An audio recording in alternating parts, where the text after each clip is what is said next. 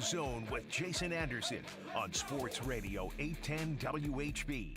I think we beat the young guys up over the week to understand what type of level of play we need from them and the expectation playing playoff football in Arrowhead, Giha, whatever stadium.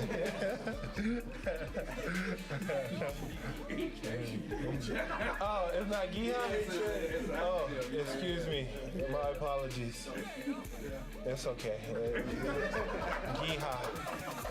You're in the Zone on Sports Radio 810 WHB.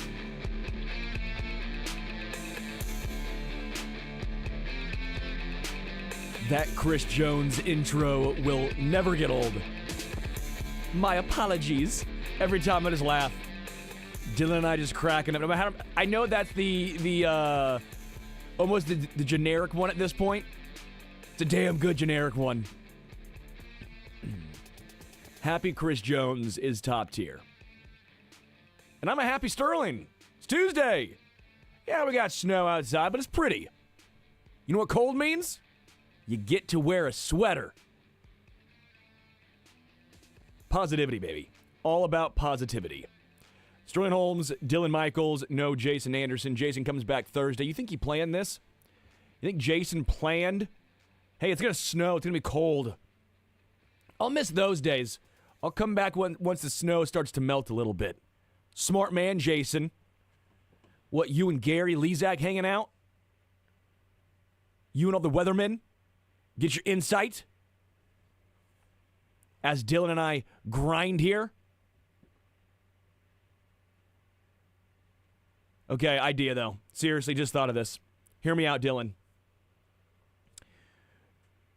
You drive your car. I get a sled. We hook said sled up to the back of your car. And we slide down Metcalf. Well, I guess you're driving. I'm sliding down Metcalf. You win? No.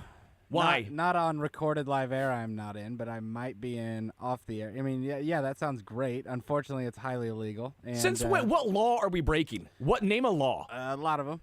Now, there are plenty of amazing hills that aren't on the road that you can find around Kansas City that are almost better and safer than that option. Yeah, so. but see, safer's, come on. Let's have some fun. If I can't break my arm sliding into another car on you can still do that on some of these hills. I can promise you I can find you a hill around here you can do that on. I just think it sounds like fun. Sorry that I'm trying to have an enjoyable winter wonderland in February. Get the tube out, get the inflatable tube or the sled or anything, and go find a nice hill. Yeah, I'm all in. That's the best part about it. I'm all in. Because this is not the packing snow for snowball fights or snowmen or anything like that. This is powder. This is good. This is good ski snow. I'm all about it. Good mountain snow. All about it. By the way, we have a pretty packed show today. We'll be having Adam Teicher on of ESPN at 11. Excited to talk to Adam Teicher, get our Chiefs fix in. Lebo in the 1. Lebo in the 1 o'clock for Fact or Fiction. We'll have a special guest without Jason. I grabbed a guy from sales, Zach from sales. Dylan, you excited? I am. This is his big break. He has never been on radio this is before. His big break. He was nervous back there. I don't believe that. He's made for this moment. He's made for it. He was not nervous. I believe he almost left hand up, like Joe Tooney when they went to move him out to left tackle. So how can I help the team? I sauntered in to the sales pit. I sauntered. And I said, hey, we need a third person for Fact or Fiction. Who's in? Because I already asked Shane, and Shane said no, he's busy. But they don't need to know that. They're our first choice. I also asked Drake. He can't do it. He was busy. Okay? They're our first choice. Said, who wants it? I don't know. Took a little bit. No one raised their hand very quickly. We'll see. And that's a fact, not fiction. So Lebo in the 1. We will hear from Jack Johnson down at Surprise, Arizona for spring training around noon. He's got a whole bunch of fun stuff coming our way throughout the day as well, which, by the way, our live coverage of Royal Spring Training is brought to you by WeatherTech Renovations, Kansas Lottery, Randy Curnow, Buick GMC, and CBD American Shaman. So, noon, we'll hear from Jack. Going to be a lot of fun. We'll probably play a couple of his interviews he's already sent back throughout the week, including Carlos Estevez today, Carter Jensen.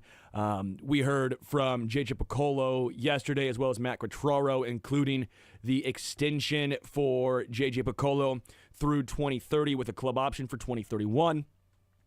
Matt Quattraro got his contract picked up. There was a club option for 2026 that has been picked up unsurprisingly. So you'll have Q back at least through 2026. Again, we think a long-term extension still could be in the works for Q. I would be hard-pressed to believe he is not going to be here for at least a good while. So we played some of that for you guys yesterday. So a lot more Royals talk coming your way as spring training again is underway. Some point this week, maybe even tomorrow, I kind of want to do my way too early Royals 26-man roster prediction. So we'll probably do that tomorrow because today is just too packed. We were going to do it in the first hour, but guess what? No time, baby, because Matt Verderam of Sports Illustrated will join us in the next segment. Matt wrote a phenomenal article on just the Chiefs' offense and the state of it. He wrote about the Chiefs facing an identity crisis on offense with or without Travis Kelce. Now, once again, nuance is key.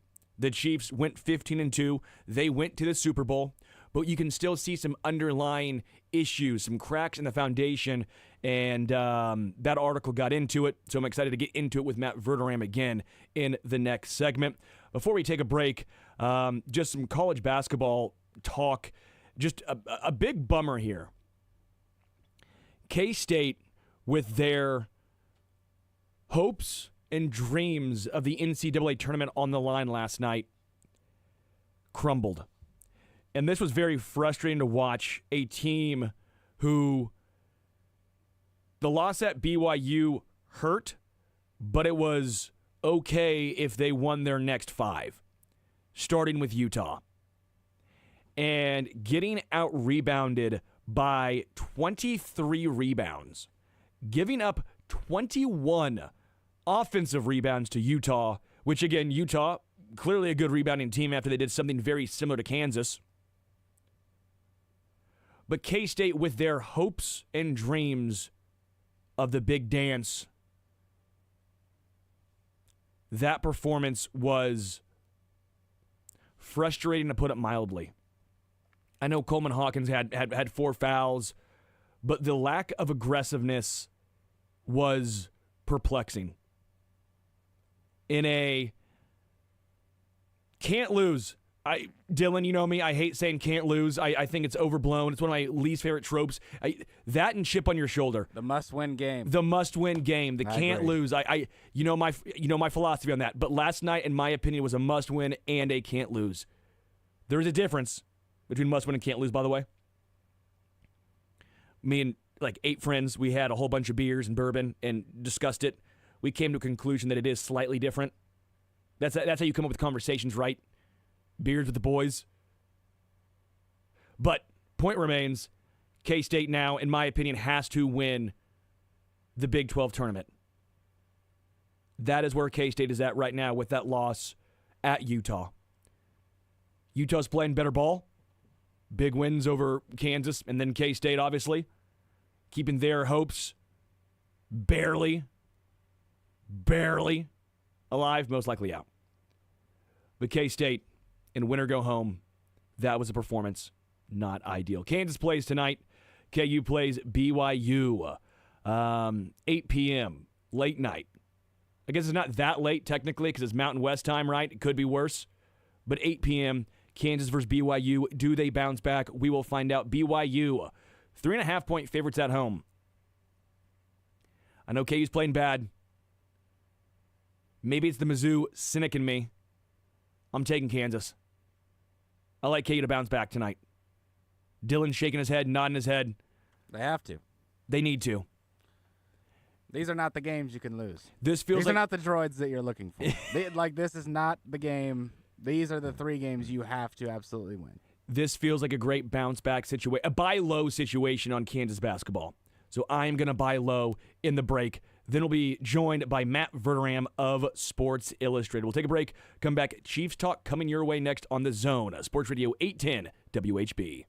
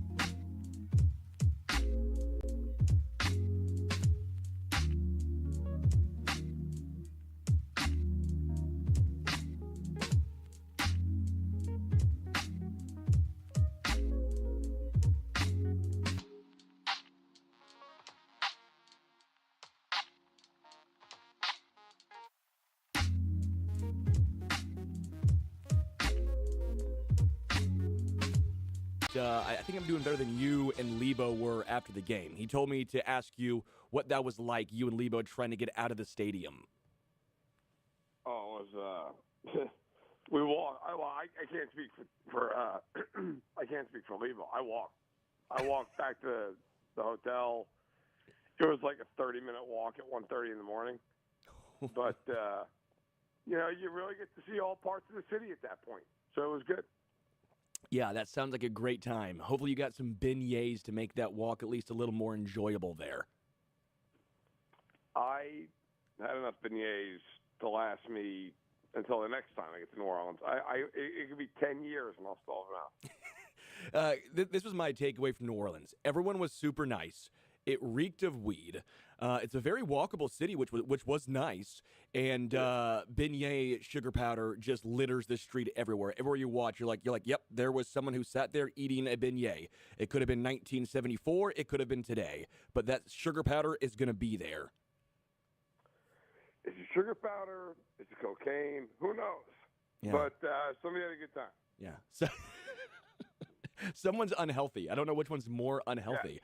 Yeah. All right, Verderam, I want to talk about this great article you wrote on Sports Illustrated. You wrote, Chiefs facing identity crisis on offense with or without Travis Kelce. And I think this is a great article. I had been doing some research myself.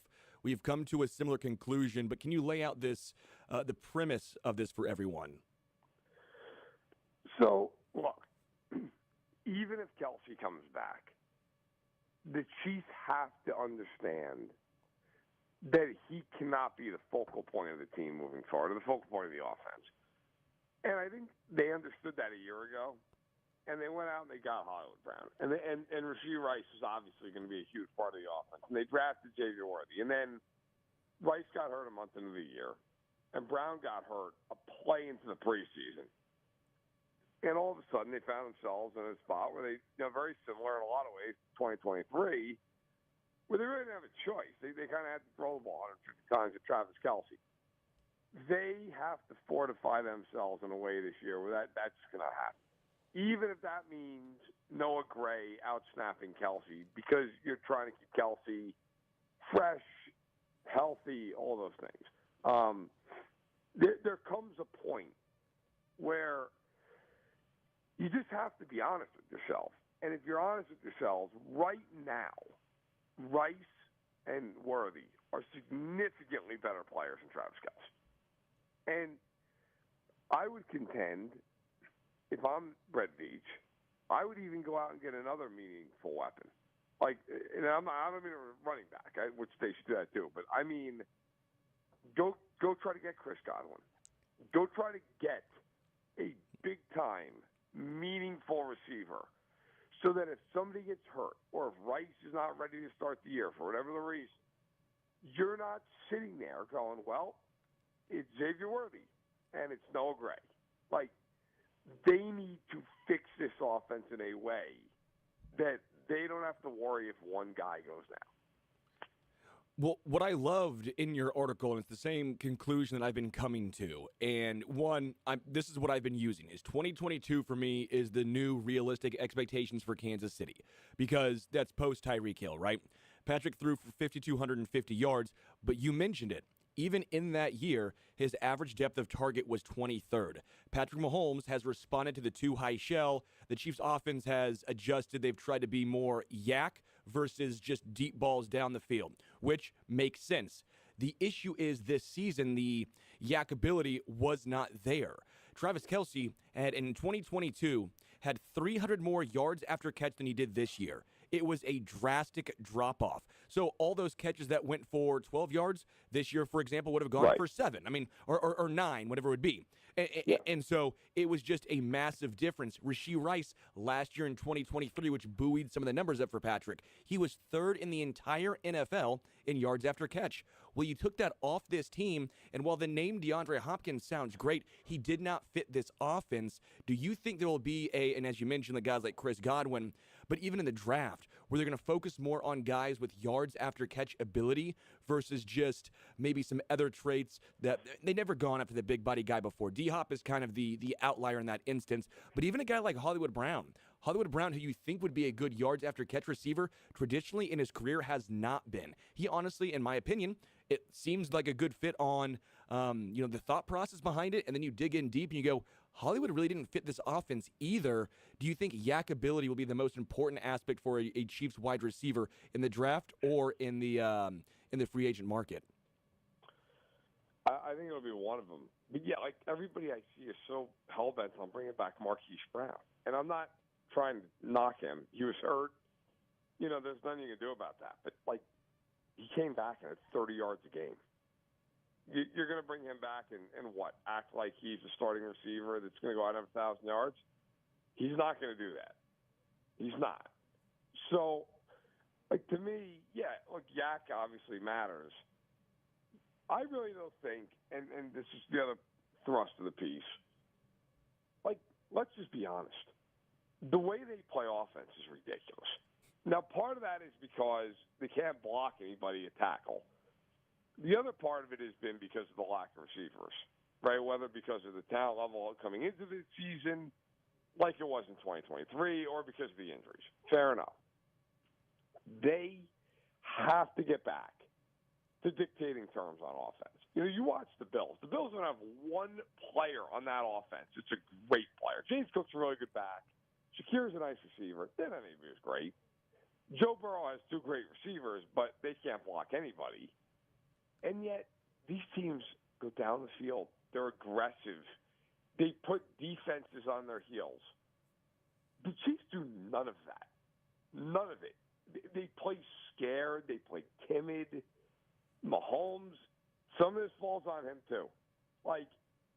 He's got to be more aggressive. I saw a quote after the Super Bowl, and I cannot remember who I saw it from. Forgive me, but his quote was essentially, "Well, that game is further proof, or it's showing me that, I've just got to take what's there, and I've got to be smart about this." And I was like, if that is what your takeaway is, it is the exact wrong takeaway. Yes. You need to push the ball, throw it, be aggressive. You're Patrick Mahomes. You're not Tyrod Taylor. You've got to be willing to force the issue sometimes. I don't want to hear out of Kansas City or anybody else on the team well, it's too high. What are we going to do? I don't care. It's too high. What do you think? The Bengals every week are just seeing nothing but single high safety? Throw it. Beat it. The Chiefs have this thing that if it's a too high shell, they just can't throw down the field.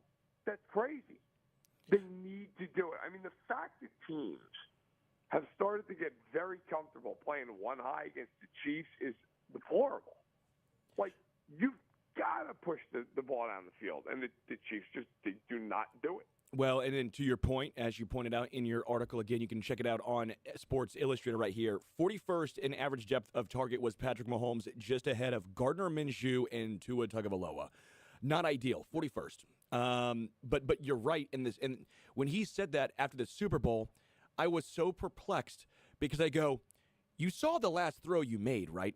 You understand that when you trust your instincts, you have the best instincts in football. You are the guy that helped change us. And I joked about this. Remember when, year 3, and he was talking about how, I don't even really know how to read defenses yet. Now, I know he was oversimplifying that, but the point that I took away was because he wasn't thinking, or should I say, wasn't overthinking. He trusted his instincts. And I don't know if it's the offensive line, if it's coaching. I have no idea what it is. But it almost seems like he's just not trusting his instincts. He's trying to be too fine. And if you're too fine, that is when mistakes happen. I've just been perplexed and confused, befuddled by this almost Alex Smithification of Patrick Mahomes. I just don't understand how this happened. Well, I think a few things. I think one of the things is he does think way too much. He thinks way too much. I think part of it is, and he's talked about it, the fact of, hey, you know what, I know where I'm supposed to go with the ball now based on the pre-snap look, and I just do that. It's like, you can't be a robot, man. You're Patrick Mahomes. Part of what made you so terrifying was you were willing to make throws other guys weren't willing to make. That's gone away. Now, again, to be honest and to be very fair and to add some context to this, part of that is because the last 2 years, the only receivers he's had that have been worth anything have been rookies. And I do think with him and most quarterbacks, there's a level of like, you've got to build trust, you've got to build a rapport, and that's fine. I understand that. And then the other side of it is their tackles have stunk. They can't block. They paid $80 million for a right tackle who was a human road cone in the Super Bowl. And they've had one left tackle after the next. It either has been middling or flat out terrible since they've had Eric Fisher. So some of this is going to be on the Chiefs' front office here, too. Like, look, last year receiver, it happens. They got hurt. Okay, fine. To their credit, they've hit on these young receivers. But, okay, fine, they got hurt. They cannot go into this season with a bunch of questions at all on the offensive line and two receivers knowing that one of them's probably either suspended or on pup to start the year. Like, you just can't go into the season with that as your mentality. And by the way, anybody out there who's like, well, they don't have the cap space, they could snap their fingers and it's $50 million of cap space. So the idea that they don't have cap space, they can restructure Holmes, they can extend Tooney, they can do stuff with Kelsey's contract, they can do a million different things. They have cap space. The big question is going to be, is Clark Hunt going to open up his wallet and write checks? Because the Chiefs have traditionally been, the last handful of years, middle of the road in cash spending. You want to go out and sign some guys and make some moves, you need cash. You need cash on hand to spend on guaranteed contracts. They need Clark Hunt to just tell Brett Beach, look, do whatever you've got to do. And Brett Beach is one of the more aggressive GMs in the league, and he's a great GM. He'll do it. They need to have the cash on hand, and they need to be willing. Look, they could easily, if they want to, give Tooney an extension for a couple of years, sign Trey Smith for $5 and $100. They could go draft a left tackle really early. They could add a big-time receiver. They could keep Justin Reed. They could keep Wharton. They could do all those things. Their cap is in great shape moving forward. So this notion that they just can't do any of these things because they're so capped out is a joke. They've got one of the best cap situations in football. They absolutely did. That's why Mahomes signed the deal he signed. So they had all this flexibility. They now need to use it.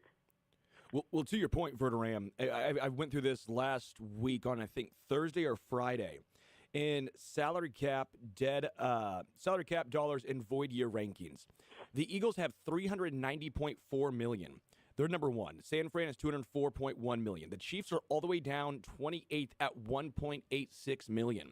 I'm not saying they need to be the Eagles at $390.4, but be somewhere around Baltimore at $50.8, who's 11th in the NFL, or 16th around Buffalo, who's $33.1 million in the NFL. Like, you have the ability. You're winning games right now. I'm not saying you have to go all in like the Eagles did, but when you have Patrick, help him out. Stop trying to put all of this on his shoulders, especially when we've seen him maybe get in his head just a little bit here. I'm 100% with you. But again, it comes down to, is Hunt going to open it up and do these things that are going to be a little bit more money up front, but can allow them to be more successful as the years go on? When it comes to the offensive line, Verderam, what do you see happening? Because you said they could go up, and I don't know if drafting a left tackle makes the most sense. They tried that route. Now, it was a second rounder in Kingsley, but still, one, full transparency, I'm not 100% ready to give up on Kingsley just quite yet. I think it's just too soon. He's just turned 22 years old. I'm not saying that you go in with that's your number one. You need a contingency plan in place, but I still think there's room for him to grow. And two, I don't know if they can get up high enough in the draft to get a quote-unquote game-changing left tackle. It almost feels like it has to be through free agency, but when you go through free agency, you get guys like Cam Robinson and Ronnie Stanley who all come with their own set of issues. Yeah, like, I'm not paying Cam Robinson $20 million a year. I'm just not. Cam Robinson was a guy who drove people in Jacksonville insane. Okay, like I don't mean like the people in the building. I mean, like, if you listen, like fans went nuts in Jacksonville about how inconsistent he was, and I think if you watch him in games, for pretty good reason. He's not a bad player, but he's not a guy that I'm just running to sign for $480 like another Jacksonville tackle the Chiefs paid years ago. I like Alaric Jackson from the Rams. I just don't know that he's going to get out of there. And then Ronnie Stanley, to me, is the classic. He's a big name, and everybody knows who he is, but he's 31 years old, and he's hurt all the time. You're going to give that guy 4 years and $100 million? That is one hell of a risk, because you might do it, and it might work out. You might get lucky. You might play 2 or 3 really healthy seasons. Okay, hey, look, it was worth the money. You might also get 0 healthy seasons out of Ronnie Stanley, and now you have no ability to do anything at tackle. I am different than you. I'm ready to give up on Kingsley Suamataia as a tackle. To me, he has a foot speed. He can't do it. I think he could play guard, but I have a big issue with this idea that I've seen kind of permeate around social media. Well, it's fine. Let Trey Smith go and put Kingsley there. If that doesn't work, you could put God at left tackle. Their right side is a swinging gate. They're done. They cannot function as an offense if you put Kingsley Suamataia at right guard and he's not good. Because they have the 40% of their line right next to each other is hopeless. You can't, to me, do that and just say, "Oh, we're good." Now, you want to say, hey, they couldn't afford Smith and they can't afford that. Okay. I would personally rather see the Chiefs pay Trey Smith and then say, okay, we got 1 more year of Juwan Taylor. Figure out right tackle in 2026. Let's pay Trey Smith, bring back DJ Humphrey on a 1-year deal as an insurance policy, and then do what we've got to do to get a left tackle in the draft. But look, it's easier said than done, obviously. Okay, they got to be able to probably move up or get really lucky. I get all that. But to me, I'd rather do that than take Cam Robinson 4-80 and have Kingsley starting on the line. Yeah. Any chance that, before we move on from the offensive line, any chance that we see, by the way, I think DJ Humphries does make sense coming back, because then you could have either him or, in my opinion, him and Kingsley could have a nice camp battle. You have the veteran, then you have the young guy with upside who you believed in at least 1 year ago. I like that move, at least, again, not super high upside, but I think your floor gets better just bringing back DJ Humphries. Any chance we see Juwan Taylor actually move to the left side for his final year, or at least what we assume is his final year here in Kansas City? I mean, if you're Patrick Mahomes, do you want him moving to the left side? No, I'm serious. If you're Patrick Mahomes, you're like, yeah, that sounds great. Let's put him on the left side of the line. I'd be horrified. I mean, I was at the game at Superdome. He got blasted that entire game. I mean, blasted. If you go back and watch that game. Joe Tooney got beat bad all night long. Joe Tooney's a guard playing tackle. Mike Caliendo got beat all night long. Mike Caliendo's a backup guard doing the best he can. Okay, Juwan Taylor's an $80 million right tackle who got annihilated in that game. I'm putting that guy at left tackle. There's no way I'm putting him at left tackle. If they go into this season and their plan for the offensive line is Juwan Taylor at left tackle, Wanya Morris at right tackle, and Kingsley Suamataia at right guard, they basically have said that they are not bothering to fix this problem.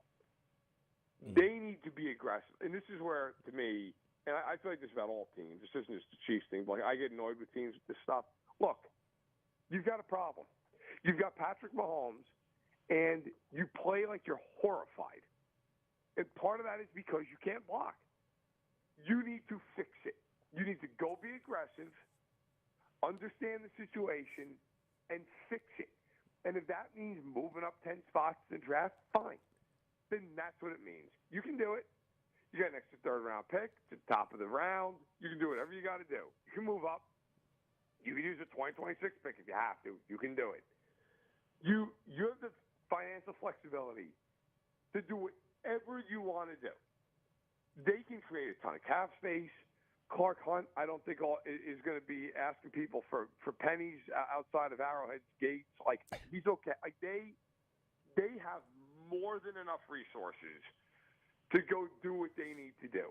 And if they're serious about winning moving forward, which I think, look, to their credit, they've done a ton of winning. They've always shown that, hey, We are here to win every year. We're not rebuilding. That is one thing I give the Chiefs a lot of credit for. You know, a lot of these franchises, they hide behind that. The Chiefs don't. The Chiefs have tried to win every year Mahomes has been here, and they've obviously had tremendous success. Now's no time to stop doing it. They need to look at this team clear-eyed and say, look, we are going to be good defensively, really no matter how this offseason shakes out. They're going to be good defensively.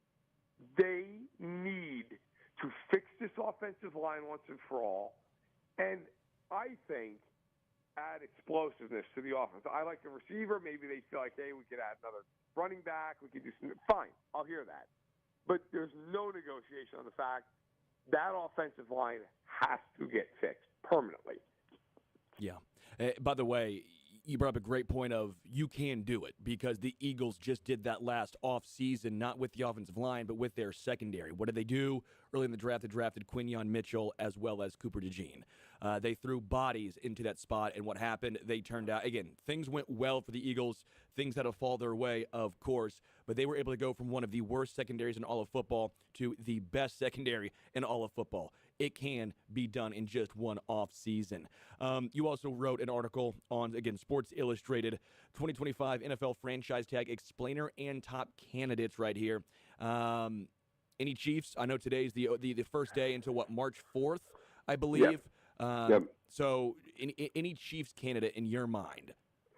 No, I don't think so. I mean, look, there's a world where they open up a bunch of space and they tag Trey Smith. Now, for people who are out there who maybe are unaware of this, there's only an offensive line tag. There's not a guard tag or a center tag. It's all just the O-line. So it's basically you're paying tackle money, which I think is stupid, but it's the way the NFL does it. Fine. They would have to pay him $26 million.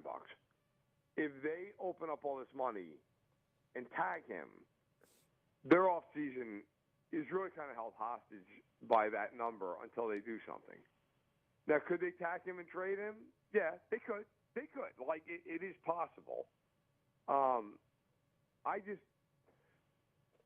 don't know that you're going to get a lot more for him than maybe you would a compensatory pick, depending upon, of course, how they go into free agency. Now, if they go out and they spend big money on other guys, then that pick may cancel out. But I think, you're going to – let's say you tag and trade him. Okay, you're going to tag Trey Smith and then trade him for what? I mean, whoever's going to acquire him is going to give him $100+ million. Are they also going to give up a big pick? I think, L'Jarius Sneed plays a premium position, and they got a third-rounder for him. Are they going to get a third-rounder for Trey Smith? It feels like it would be lower than that, just based on the position, plus what's got to get paid out, all the rest of it. They could do it. Is the juice worth the squeeze? My guess is no. My guess is that the only tag we're going to see is Higgins. Maybe Darnold gets tagged.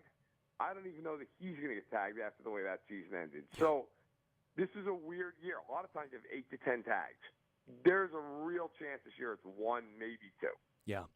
By the way, linebackers, another one that I think is just ridiculous. You have the offensive line, as you mentioned, because it's the entire offensive line, right, including tackles. Edge and inside linebacker. Yeah, so linebacker, like Nick Bolton, again, not this year, obviously, but if you're saying here, well, what if you let Nick Bolton play out his contract and tag him 1 year? This year's linebacker contract is $27 million. Because that includes outside linebackers, edge rushers, all that stuff. So that's just absurd. So that's a non-starter right there. Justin Reed's the other one, safety, very, very expensive, $19.6 million. So again, just some questions if you're a Chiefs fan out there wondering about maybe Justin Reed. I don't think you're gonna franchise tag him for $19.6 million. No. All right, so T. Higgins, we can kind of finish here with T. What are your thoughts here? What the Bengals do? They say they want to keep their trio together. It seems very difficult. They're not a team that goes out and spends a lot of money. What happens here? Because the thought process was, as of, I believe, yesterday, they were going to tag T. Higgins. I can't imagine that goes over very well with T. Higgins. I can't imagine that goes over well with his camp over here. What do you think transpires with the Bengals? Is this thing on the edge of blowing up? I don't. Look, I understand the Bengals, and yet I don't understand the Bengals. Like, the Bengals just don't want to pay these guys. So their answer to everything is just to push it down the road until they have absolutely no choice. And in a lot of cases, they just let the guy walk. I just do not believe, based on their history, that they're going to shell out 4 and 120 with 80 guaranteed for T. Higgins. Then turn around and give Jamar Chase what is going to be a market-setting contract. I mean, we're probably at this point talking about, at a minimum, 4 years, $145 million, and $100 guaranteed. Wow. I mean, Mike Brown shelling out $180 guaranteed in escrow. He's going to do that. To say nothing of Trey Hendrickson, who, if they want to pay him, now he's a little older. This would be his third contract, but even if it's a 3-year deal, I don't know, 3 and 90, 3 and 85, and again, let's call it 60 guaranteed. You're almost at $250 million guaranteed. I just cannot imagine that Mike Brown's doing that. I mean, to me, this whole thing about them tagging him, it's like, well, yeah, because then they can do it year to year, and Mike Brown doesn't have to shell out $80 million in one shot. So, yeah, year to year feels great for the Bengals. Now you don't get to keep him long term, but this isn't about that for the Bengals. It's about finances. They are probably the most cash-poor team in the NFL. So that's why they do what they do. I don't think they're going to re-sign Hendrickson. I just don't. Not unless he's willing to take a lot less money. And look, there's a reason he demanded a trade. Higgins demanded a trade. Jermaine Pratt now wants a trade. We're probably 6 months away from Jamar Chase wanting a trade. Like, it's just, they don't pay these guys. I think they will pay Chase. I actually don't think they should. I think they should trade him and get a fortune for him and rebuild the rest of that team and then sign Higgins. But I think they'll probably sign Chase. They're going to haggle with Higgins. Look, maybe they do it and they surprise me. But I just look at the Bengals and say that their history says they don't pay. They do not pay. And I believe history until it's proven otherwise. All right, final question here. Hendrickson ends up where, and Myles Garrett ends up where? I think Hendrickson's going to end up in Cincinnati for 2025. Okay. That's the other part of their history. They won't trade him. They forced Carson Palmer into retirement over a similar situation. Like, they just don't care. They don't care. They will. So I think he'll be there. Myles Garrett's tough, man, because he could go to like 20 different teams. I mean, everybody's going to want Myles Garrett. I think look, they put him on the block, which I also think they should do. By the way, I think T.J. Watt quietly, if you made a real good offer to the Steelers, might be on the block too. But, man, Garrett, I would say if you look around, I think Buffalo would be an amazing fit. I just don't know that Buffalo's got the resources to do it because they have that Miller contract. I'll say Washington. You know, Dan Quinn's a defensive-minded guy. They need to fix that defense. They traded away Montez Sweat. They don't have that great edge rusher. I could see them saying, hey, you know what? He might be the guy that kind of helps us sustain this upward trajectory and maybe even get us over the top. And they're better than the Browns, so that can, in his mind, that probably constitutes a winner, right? Just be better than the Browns. So, well, that's not hard to. Matt Verderame of Sports Illustrated. Make sure you go check out all his great work right there on SportsIllustrated.com. Again, I love that offensive breakdown that you had about the offense needs to change whether or not Travis Kelce comes back or not. So make sure you guys check out all of his great work right there, as well as follow him on the X at Matt Verderame. Verderame, always a pleasure, man. Hey, anytime. We'll take a break, come back, more Zone Sports Radio 810 WHB.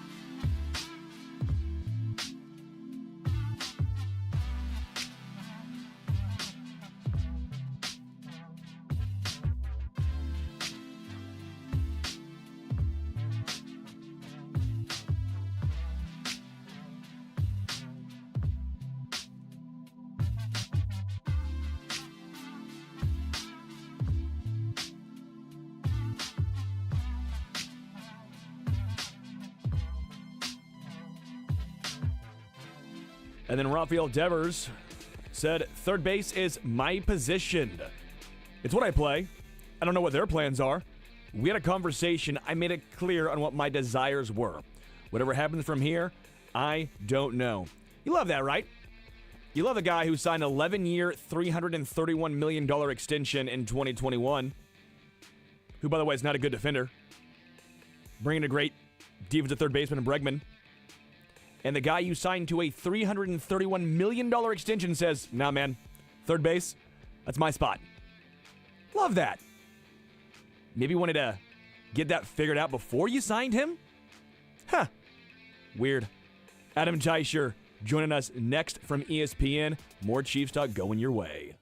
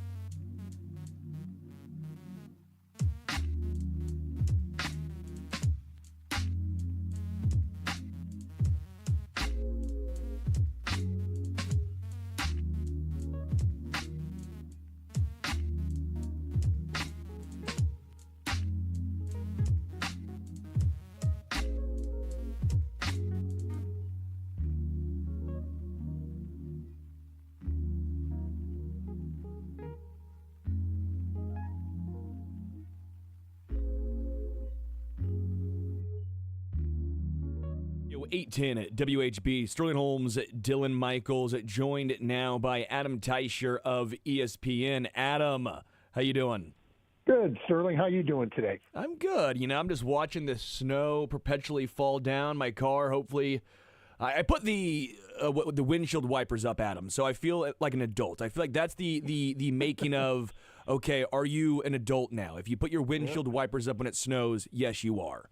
Yeah, that's the get out of jail free card. You will not have one problem scraping your car or starting your car or getting into your car because you put your windshield wipers up. Hey, Teicher, we're baby steps here. It's baby steps here. What am I supposed to do? Lay a blanket on my car? Well, I can't do anything. Nope, I'm with you. I mean, it's right now, man. It's not great out there, as you don't need me to tell you. So, but yeah, it's all good. I think we're going to go sledding after this. Dylan, I'm trying to convince him to drive me around, and I'm going to hook a rope up to a sled, and we're going to go to Metcalf. Thought it might sound like a fun idea. That'd be a good idea. Before we get into all the Chiefs, I want to get into you for a little bit. Just about your career and just kind of talking to you. What has been, because you've been doing this in Kansas City for such a long time. You've covered so many great teams, so many bad teams, and every single team in between. Of all the Chiefs teams you have covered, doesn't have to be the best team in your mind, but what's been the most fun team that you've covered in your Chiefs career? Oh, the Dick Vermeil teams were a lot of fun to cover. That's been a while now, but those teams were, he was such a good, he set such a good tone for everybody. I mean, he was friendly, and his instructions to the players were, hey, be nice to these guys, help them out. They're doing a job just like you are. And so everybody was always in a good mood. It was just a fun time to cover the Chiefs. And, what's kind of funny is, a few years later, Todd Haley was coaching the Chiefs, and those were some of the dark years, not just on the field, but for those of us covering the team, it was not a lot of fun back then. Not because they were losing, but because the people to deal with weren't particularly friendly. So there was Todd Haley's first year. There was a game where they were going to honor Priest Holmes for something or other, and they brought him back. Maybe it was the Chiefs Hall of Fame or something else. I don't remember what it was, but they brought him back, and Vermeil was back, and everybody was back. And I was thinking, wow, I really miss those days. The Chiefs weren't very good, but they were fun to cover, and as opposed to now when they're not very good and not fun to cover. So I don't know. I guess the Vermeil days were just a lot of fun, and it was fun football. They a lot of the games were high scoring, and they certainly weren't good on defense, but still entertaining games. So it was a fun time to cover the Chiefs, no doubt. Yeah, I think that's a great point right there. Obviously, for me, growing up, that 2003 team is the one that always stood out to me. Yeah. When it came to Todd Haley, we don't have to sit on this very long, obviously, because I was going to ask you what was your least favorite time, and you already mentioned it. Was that also just a precursor of what was to come? Just you knew right away when a coach comes in and acts like that, or at least doesn't have the help to the media, is that almost a leading example of what's going to come? Because I feel like if you saw around the NFL, and maybe I'm wrong here, but like with the Jets and with the Giants, and some of these coaches come in and they want to change the culture. They're trying to do all this stuff, and it never seems to work. Was that almost a precursor in your mind of what was to follow? Yeah, I felt like they were worried in those days about a lot of things that had nothing to do with winning and losing. They really had no idea how to go about it. They wanted to win, but no real plan or solid path to get there. So, yeah, I mean, it was, you remember the candy wrappers with Scott Pioli. I mean, that you don't need to be worrying about that stuff, and I guarantee you Andy Reid and Brett Veach don't worry about that kind of stuff, or parking lot maps for the, parking spot maps for players. I mean, they don't worry about that stuff. I don't even know if they do that anymore, but if they do, they let someone else handle it. I mean, that's not, what determines winning and losing. So I just feel like they've got a lot better idea now about how to build a winning team and what's important and what's not. Adam Teicher of ESPN is our guest. Favorite Super Bowl city you've been to and why? Favorite Super Bowl city. The Super Bowl experience, I think, was the best down in Miami. Not my favorite city of the four, just because it was the first one, and I just remember telling people it's not going to be like this again. I don't know how many times the Chiefs are going to go. As it turns out, 4 more times in the next 5 years, right? But it was never going to be like the first time. And matter of fact, there was a party in Fort Lauderdale that somebody invited me to. It was for Chiefs fans, this huge bar down in Fort Lauderdale the night before the game, and I saw Lebo, among others, at the party that night. I remember talking to Todd, and people were just going crazy. Chiefs fans. It was all Chiefs fans, and they were going nuts and dancing on the bars and stuff like that. And I said to Lebo, this is what it looks like when your team has not been to a Super Bowl in 50 years. And so that was, to me, the best of the parties. I think that that for Chiefs fans, that was maybe the best of the four experiences. But as far as cities go, I mean, this one was pretty good in New Orleans because everything was right walkable distance. The team hotels and the media center and the stadium and my hotel. I mean, it was all right in the general area. So that made for a good time, and the food was good. Vegas was good last year as well. Phoenix was a little too spread out the one year the Chiefs went there. So I would say, if you're just asking me favorite city, I would have said New Orleans, probably followed by Vegas, then Phoenix, and then Miami. But in terms of experiences, it was that Miami Super Bowl that probably was the best. Well, I'm glad I went to at least the two places you said that was the best, with Vegas and New Orleans. Those are the two I've been to, so that makes it fun for me. It makes me feel less bad for missing out, although I do wish Miami would have been on at the dock. And I feel like I could have found a fun time down there in Miami. Yep. Adam, you're done covering games, but you're still sticking around for the draft. You're still sticking around for a little bit longer. What part of covering the Chiefs has been your favorite? Is it the games? Is it the offseason? Is it the draft? Is it training camp? What has been your favorite part typically in a given year? You really have to get some enjoyment out of all of it, right? If you're going to cover the team, I mean, you have to see the meaning in all of this stuff. And to me, it's interesting how some of these things have changed over the years. Some of the Chiefs coaches, you could tell they were kind of the Chiefs didn't work hard in training camp. They were kind of goofing off, and you could tell that when the season started, they just weren't going to be ready, and that's what came to pass. And now, they've certainly with Andy Reid. I mean, there's no messing around at an Andy Reid training camp. It's all work. I mean, there's no fights. There's no extracurricular stuff. There's no standing around on the practice field. They just go out there, practice, and go back and go into meetings and stuff like that. I mean, it's really a productive time as opposed to what it was.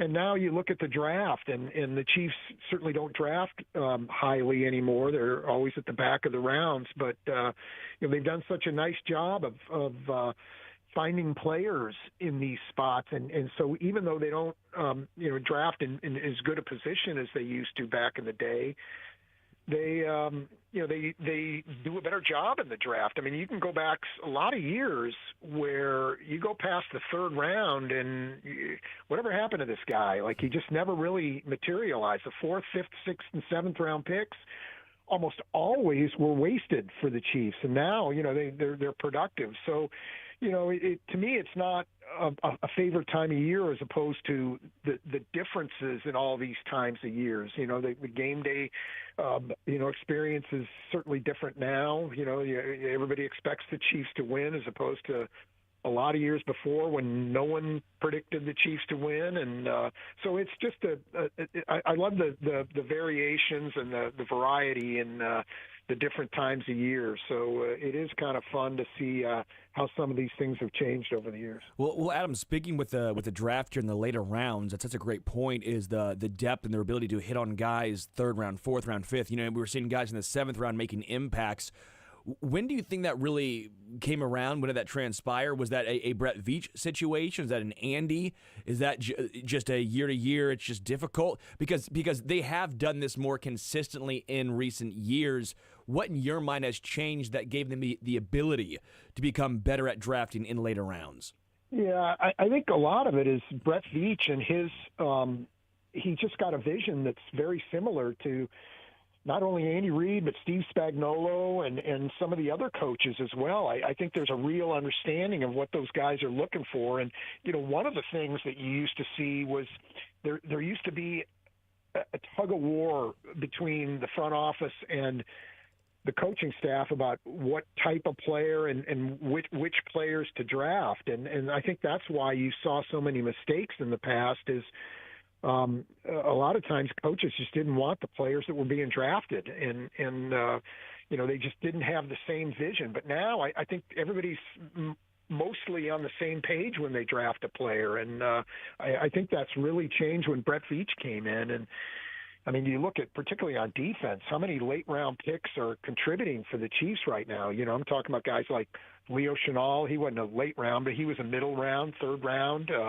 Jalen Watson was a 7th round, and Jaden Hicks is going to be playing a lot next year. He was a 4th round pick, and guys like that. Josh Williams was a 4th round pick, and so they've gotten a number of guys over the years who have helped them out in the later rounds. Offense, Trey Smith in the 6th round. I mean, it truly has been an amazing phenomenon how many players you can find, you can point to that the Chiefs have found later in the draft. And I guarantee you can go back 20, 25 years ago and you never heard of any of these guys, or very rarely did you hear of a guy beyond the 3rd round who was drafted by the Chiefs who went on to become any kind of productive player for them. Adam Teicher is our guest. All right. Are people overreacting to the Super Bowl and forgetting about getting there and going 15-2?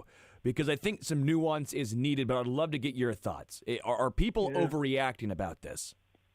Yeah, I think so. You never want to make too much of any one game, right? No matter how good and no matter how bad, you never want to make too much of it. And any thoughts you have about the Chiefs have to be tempered by that and what they accomplished during the regular season. I mean, winning 17 games, counting a couple in the playoffs. I think you have to look at it in that vein. Now, there's some things that were exposed for sure in the Super Bowl that they need to fix, and you can't ignore that. And I think we can come to the conclusion now that the Chiefs overachieved during the regular season. They probably went farther than maybe their roster should have taken them, and that's what happens when you've got a resourceful quarterback like they do and a sharp coaching staff like they do. So you can get by with maybe a lesser roster. But I still think the Chiefs have a lot going for them. So, yes, I think there's a lot. You can overreact to this, but don't ignore the lessons that the Eagles taught the Chiefs either. Yeah, because I think both things can be true. Like I think we can overreact while also seeing that maybe there are some fundamental changes or differences that need to occur, but they don't need to be this massive overarching overhaul. I think nuance is key in this situation, and of course, as time goes on, nuance typically prevails. But I do think there's some situations offensively, talked about with Verderame, where I think that, stylistically, the team and offense has changed, but I don't know if the entire personnel or scheme has meshed completely, and that's why we've seen the offense dwindle from 2022 compared to now. Now, Adam, I like using 2022 because that's post-Tyreek, right? I think that's the most fair way of going about this. When Tyreek was here, the offense was the focal point. Defense didn't have as much resources. It was offense. 2022 was kind of the shift that changed to a more balanced roster construction. Post-Tyreek in 2022 was outstanding. But I think you look at it, and the Chiefs offensively switched to a more yak offense, whereas yards after catch. The average depth of target in 2022 for Patrick was 23rd in the NFL, yet he still threw for 5,200 yards, right? That was outstanding. This year, the Chiefs offense Patrick did not throw for over 4,000, under 4,000, and his average depth of target was 41. It feels like they went too far in the other direction. I don't know, in your opinion, is this all personnel? Is it the schematics and scheme Does that need to change? Have they gone too far one way with, cover too high? Four guys are playing dime. They're playing quarters back there. We can't throw anything deep. I just don't know where the change, if it's gone too far in one direction now. Yeah, and, I wonder what this year would have looked like had Rashee Rice played the whole season. I feel like, he got hurt so early and people kind of forgot about him, and the Chiefs were still winning without him, and maybe kind of forgot what he brought and how much they really missed his abilities, and I think assuming he comes back next season and has no issues with the suspension, he can play a full year. In other words, I think things are going to look a little different because they built so much around his abilities and had him for 3 games and then a small part of a fourth game. So that's a guy that I think is going to change things for the Chiefs if he's in their lineup for a full season. That maybe this thing is going to look a little different next year, maybe a little more potent, but we'll see. I feel like without him in the lineup, opposing defenses were able to get away with some things that maybe they couldn't when he was in there. Yeah, again, Rashee Rice was third in the NFL last year, his full year, 2023, in yards after catch, third in the entire NFL, which, again, allows that average depth of target to not be a factor because you're getting 8.3, I believe was the number, yards after catch every single reception for Rashee, which is just incredible, which brings me to another point of Travis Kelce. Travis Kelce in 2022 compared to 2024. 300 yards difference in yards after catch. Just an astronomical drop-off. That's athleticism. Hands still good. Still ability to get open at times, bring the ball in. But again, the explosive plays from Kelce was just non-existent. What are your thoughts moving forward if Kelce does come back? I guess that's the first question is, do you think he comes back for another year? And two, how does the Chiefs offense try to adjust with him no longer being the explosive focal point of the offense? Because they look like they try to still make him the focal point this year, and that clearly, at least in some of the games, was not the right move. Yeah, I think that, assuming he plays next year, which I don't know that that's going to be the case. I mean, he may end up playing and he may not. So I think we're a lot closer to 50-50 than that. But just assuming he plays next year, they have to change his role and they have to design their game plans without him being such a focal point in the offense. I think that's clear. I know he's resisted sitting out and not playing, a huge high percentage of the snaps. That has to change next year. They have to move the focus away from him and still maybe get some things out of him, but it's not going to be what it was. And you're not turning back to 2022 or 2021 or 2020 or anything like that with him. I mean, this is who he is now. So the focus of the offense has to change, and I'm sure it will.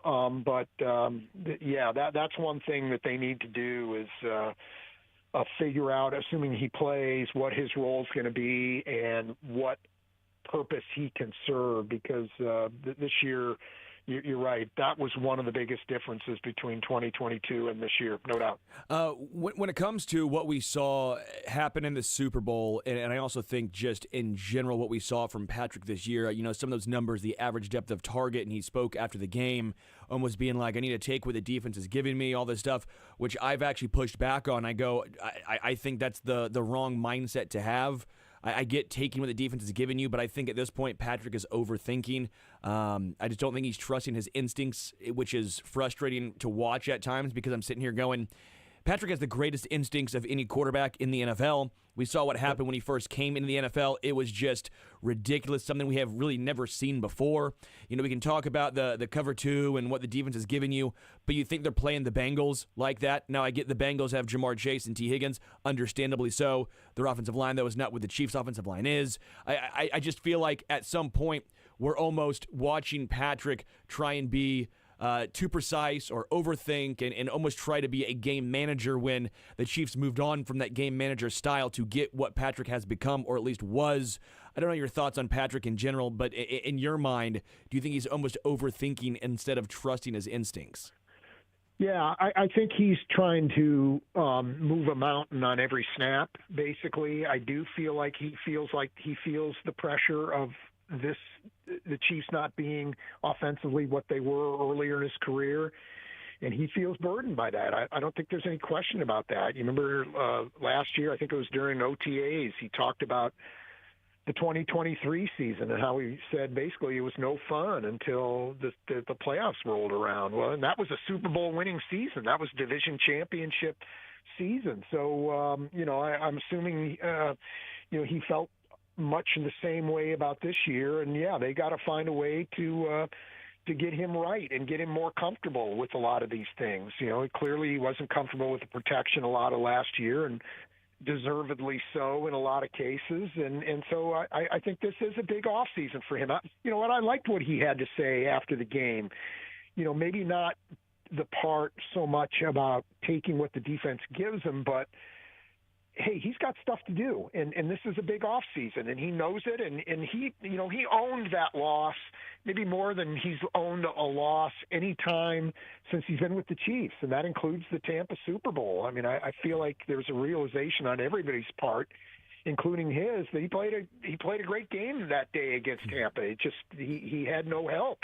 And but this one, I don't know that was the case. That this one was a little different. So clearly that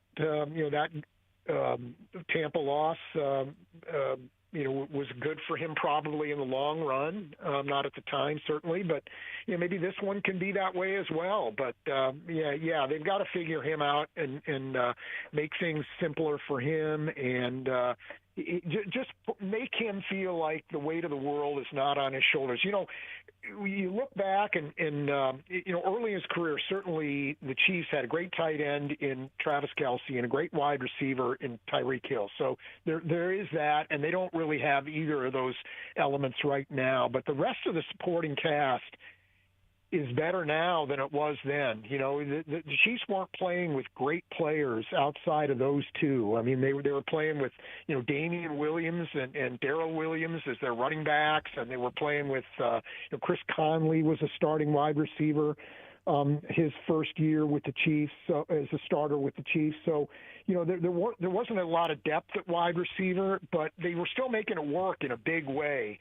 So I feel like the personnel now is good enough to make it work. I don't know if he's going to throw for 5,000 yards with this group, but I feel like it's still good enough for him to be a very productive player and the Chiefs to have a very productive offense. So, I don't know that not counting the offensive line and specifically offensive tackle right now, I don't know that it's a personnel thing for the Chiefs. That's not to say they can't get better or shouldn't get better, but I feel like the talent is there.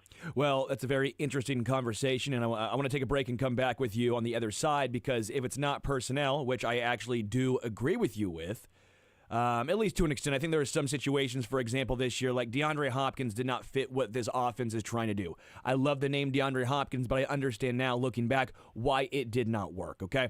But I do think if it's not personnel, on the coaching side, is there some minor, again, Adam, nuance here. Is there some minor improvements or changes that need to be made? So we'll take a break. We'll come back right here in the zone. We'll be joined with that conversation with Adam Teicher next.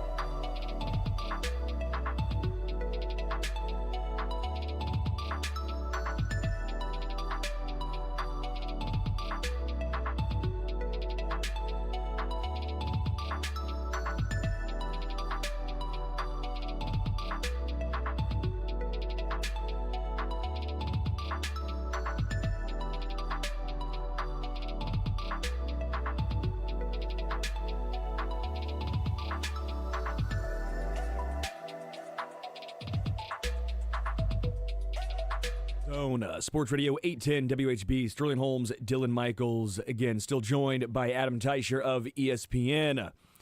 All right, Adam, so the last segment we kind of teased there. We don't think it's all personnel. The personnel of Kansas City is better than even what Mahomes originally came into situation-wise as far as depth pieces go. But if that's the case, then do the Chiefs need to try and bring in new styles and maybe guys into the coaching staff, someone who isn't going to completely agree with Andy Reid? Now, I'm not trying to call for anyone's job.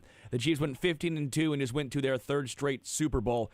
But it does feel like, Matt Nagy, for example, is he the same or at least similar style as Andy Reid? Is he going to be a guy when he sees something happen who's going to go up there and challenge Andy? I don't know in your mind here, Adam, do the Chiefs need to try and bring a new stylistic change to almost push and go up against the grain of what Andy traditionally likes to do? Yeah, I think their coaching staff is a good one, and I don't know that to me sounds like change for change's sake, and you want to be careful with that. So I don't know about the coaching staff. I think these are pretty solid guys, and there's no shortage of ideas or fixes or potential fixes. So I think they're okay in that regard. But maybe they are onto something. Maybe they do need a little boost in that regard. But I feel like they're in pretty good shape. Well, if that's the case, then Adam, if it's not necessarily staff, if it's not personnel, then how do they almost get back? Again, I like 2022, Adam, because I think 2022 is the offensive fairness we can point to, where the balance there, no Tyreek Hill, all that stuff. How do they get back to that 2022 offense? Yeah, that's a good point.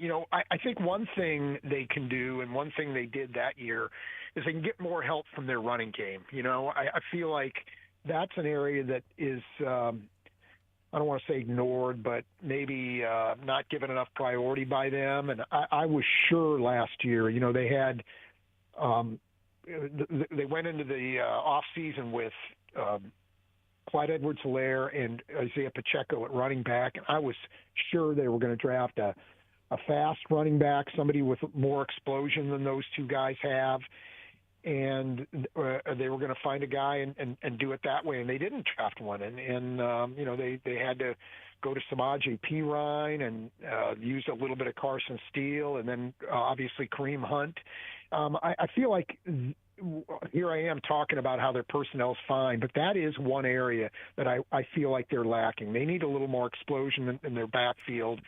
And so I feel like that's something they really need to find in the draft. Doesn't have to be in the first or second round or anything like that, but they need to find a back who can give them something they don't have and maybe give them more potential for big plays out of the backfield. Yeah, 100% agree with you.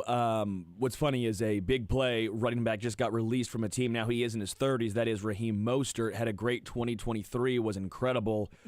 Injured. I know it's funny, but a 30-year-old guy who is at least a different variation of what the Chiefs currently have. Would you take a look at Raheem, or are you just saying, you know what, no, let's stop with the retreads, let's just go young? No, I definitely look at him, and if he can give you a step up from what you have, I mean, this doesn't have to be the long-term answer. He can, if he's just a one-year guy, if he can provide that, next season, I think that's a big deal. So yeah, absolutely, Mostert would be a guy I would at least look at and see how healthy he is and what he has left in the tank. Yeah, I saw that, and I thought it was pretty interesting because it looks like it was Raheem Mostert was released, as well as I think Kendall Fuller.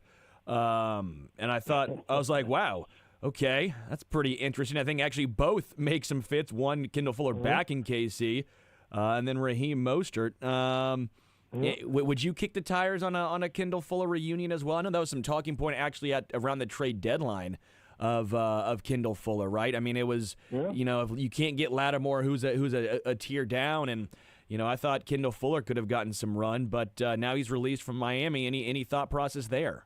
Yeah, that would be a pretty nice ad, I think. I think Kendall Fuller, assuming he's something close to what he was back in his Chiefs days, if he's still healthy and can play that way, I think that would be a huge ad for the Chiefs. So, yeah, that's another guy who who would make a lot of sense, I think, for them. Yeah, okay, so Miami, just keep releasing guys that make sense for Kansas City. I like this. I like go from warm to cold. See, you lost to the Chiefs, now you can win with the Chiefs. There we go. And maybe they'll release Tyreek Hill, and there you go. And you bring him back as well. Yeah, they could use a backup quarterback. Tua Tagovailoa, what you doing? There we go.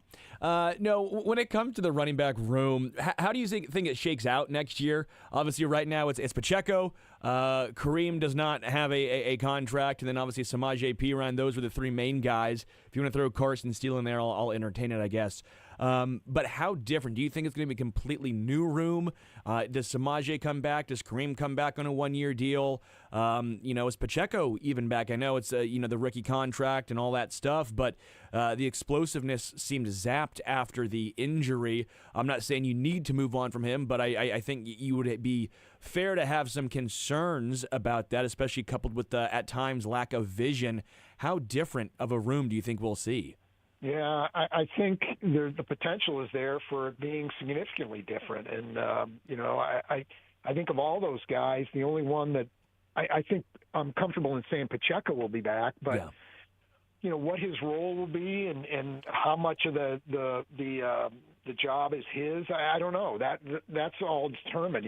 I know they like Samaje Perine, and there's a decent chance that he'll be back as well, I would think. But, Kareem Hunt looked maybe like he's getting close to the end, and so I don't know that you can trust that anymore if you're the Chiefs. So they have to do something, whether it's a veteran or a young guy who's capable of playing right away and helping right away. I feel like they have to do something. And I was surprised, like I said earlier, I was really surprised last year. I thought them drafting a running back in a mid to late round was a pretty sure thing, and it never did happen. And I'm wondering if they don't regret that a little bit now, that maybe they feel like that was one of the things that they should have gotten done. Devin Neal, Cam Scadaboo, one of those two guys. Any thoughts there? Cam Scadaboo was originally going to be a late round, 5th, 6th, 7th round guy, and then after his performance for Arizona State in the Peach Bowl, I've seen him rise up draft boards. Obviously does a lot of everything well. Good pass catcher. We saw that firsthand, obviously, in the college football playoffs. Devin Neal from Kansas, obviously he's a little bit more physical guy. Had a chance last year. Jason and myself went there to KU before the season, and Devin Neal is just that dude is built. That guy is absolutely built. So they maybe not the explosiveness that the Chiefs might be looking for, but any of those two guys, I guess, in particular, some names that maybe some folks around here might know. Yeah, either one of those guys, I think, they're both intriguing players. I don't know if either one is a perfect fit, but maybe the Chiefs would disagree. And, I don't feel like it has to be, one of the top backs in the draft. I just feel like they've got to that is one area other than, left tackle, of course, that really needs an upgrade for them. They've got to get someone in that room who's unlike the other guys they have and can give them something that maybe Pacheco and Perine, if he's back, don't give them. Yeah. By the way, K-State has FAU. Mizzou has Nick Bolton. KU needs a guy. Come on. That's what we're doing here. Come on, Chiefs. Help out for the 3 local schools. Adam Teicher is our guest. AFC West domination continued this past year. Will it continue going into next year? The Chargers obviously were a lot better with Harbaugh at the helm. You have the Raiders trying to change things up by bringing in Pete Carroll, trying to bring some stability into that organization. And then obviously the Broncos were a massive surprise, who now are going to be getting out of and from under that ridiculous Russell Wilson contract. Obviously Bo Nix looks to be at least, I'm not going to say he's incredible, but at least Bo Nix looks to be like a starting NFL quarterback. What are your thoughts on the AFC West? Is it going to start getting tighter and tighter as the years get closer? Well, yeah, I think, hey, let's see what happens over the next few months. But I do think that those teams are getting significantly closer to the Chiefs. The two teams, not necessarily the Raiders, obviously, but Broncos and the Chargers, I think, are getting closer to the Chiefs. And, to take that for granted, I think, is foolish if you're the Chiefs. So I don't know that they will, but hey, I feel like next year that division might be a lot more competitive than it's been in some times. I know there's been a couple of years in the Mahomes years where the Chiefs have actually tied for the division champs and won on the tiebreakers, and this might be one of those years where you better beat the Broncos and better beat the Chargers, or maybe they're looking at a wild card. I don't know. But we have a long way to go before we can make a prediction on that. Yeah, Rodgers to the Raiders, is that a possibility in your mind? Obviously, they got Pete Carroll.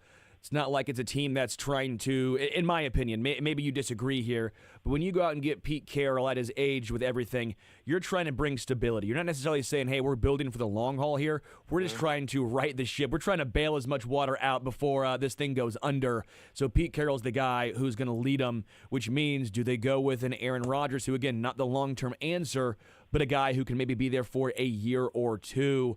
Don't know your thoughts here. You can give me your thoughts first before I can give mine, but any chance in your mind of Rodgers to the Raiders? Well, the Raiders, anything's always possible with them, but I just don't see how that makes any sense. I mean, you're not going to win the division next year. You need to be realistic about that. What is next year about for them? You're right. I mean, Pete Carroll is 70-some years old, so you're not thinking about 5 years from now, but you also need to be realistic about this. I mean, maybe he can put something in place that someone a few years from now, a replacement a few years from now, can pick up and carry with him. And I think that's maybe a more realistic goal for the Raiders in this particular division right now. So I just don't know how Aaron Rodgers makes any sense. The rest of that roster is not ready and won't be, even after the draft and free agency, won't be ready to challenge for the division championship. So I just don't know what the point of that would be. That doesn't mean the Raiders won't do it. But to me, it would be a very Raider-like move because it doesn't make a whole lot of sense. 100%. And then, of course, Rodgers would be like, I need my Randall Cobb and Devontae Adams here, which is always bring him back to the Raiders. Adam Teicher of ESPN. Adam, I appreciate it. I'm going to miss you. I'm going to miss the smattering and handful of games I go to and annoying you. I'm going to miss seeing you at the Super Bowl. Hopefully you'll be able to go as a fan now. And I'll miss annoying you for a week at whatever location that the Chiefs typically play in the Super Bowl at, because that's a lot of fun annoying you there. All right. Well, it's been fun for having you annoy me as well. And but seriously, it's been a good time talking to you on the radio. Hopefully this is not the last time. I'm not dead yet, so we still have a few months to go before that happens. So hopefully we'll get together again. Well, of course, Adam. I just had to get a little sentimental after the Super Bowl. It's my first time talking to you post Super Bowl, so of course I had to get slightly sentimental with you. Okay, now back to the hard exterior that we are. Okay, Adam, no more. No more. All right. I like it better this way. Adam, appreciate it, man. All right, man. Talk to you next time. We will take a break, come back right here on The Zone, Sports Radio 810 WHB.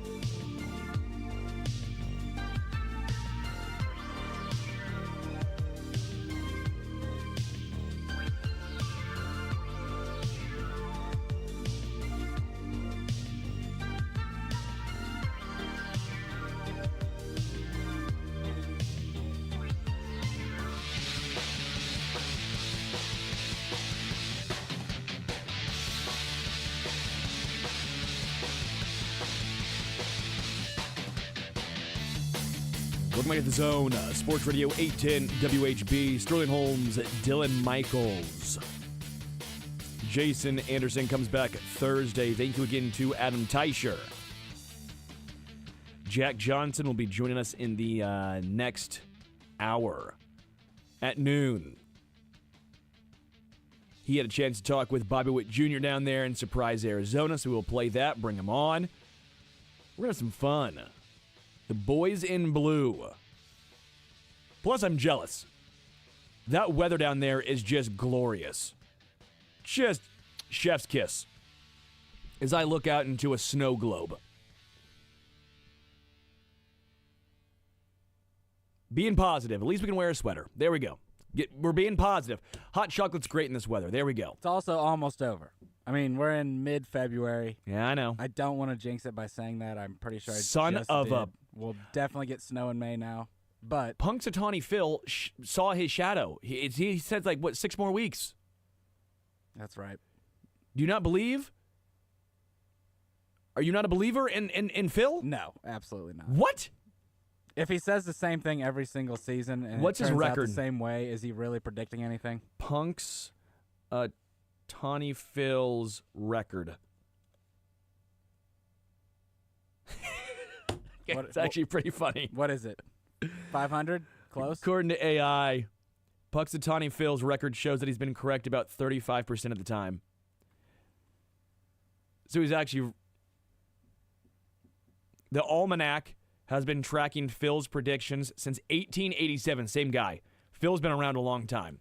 Damn. Yeah, he's been through things. He's seen some stuff.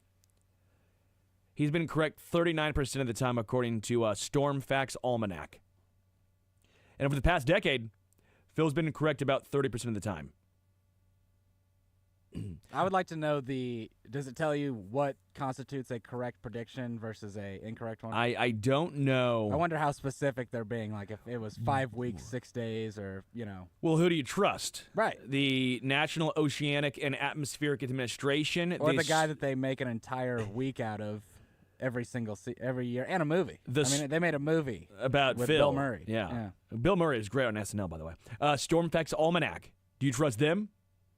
Or do you trust the Punxsutawney Groundhog Club, who they claim Phil's been right 100% of the time? That's what I was... Just saying. Those were the numbers I saw, so I'm glad that the Almanac has got a little more unbiased. Well, the Punxsutawney Groundhog Club claims the same groundhog has been making predictions since the 1800s because he drinks the elixir of life. So who do you trust, Yeah, according Dylan? to the Dylan Michaels Club of Gambling, I'm also 100% correct on all my bets. So Oh, lovely. if those are the committees that are doing the records of things. Oh, yeah, nice, Dylan.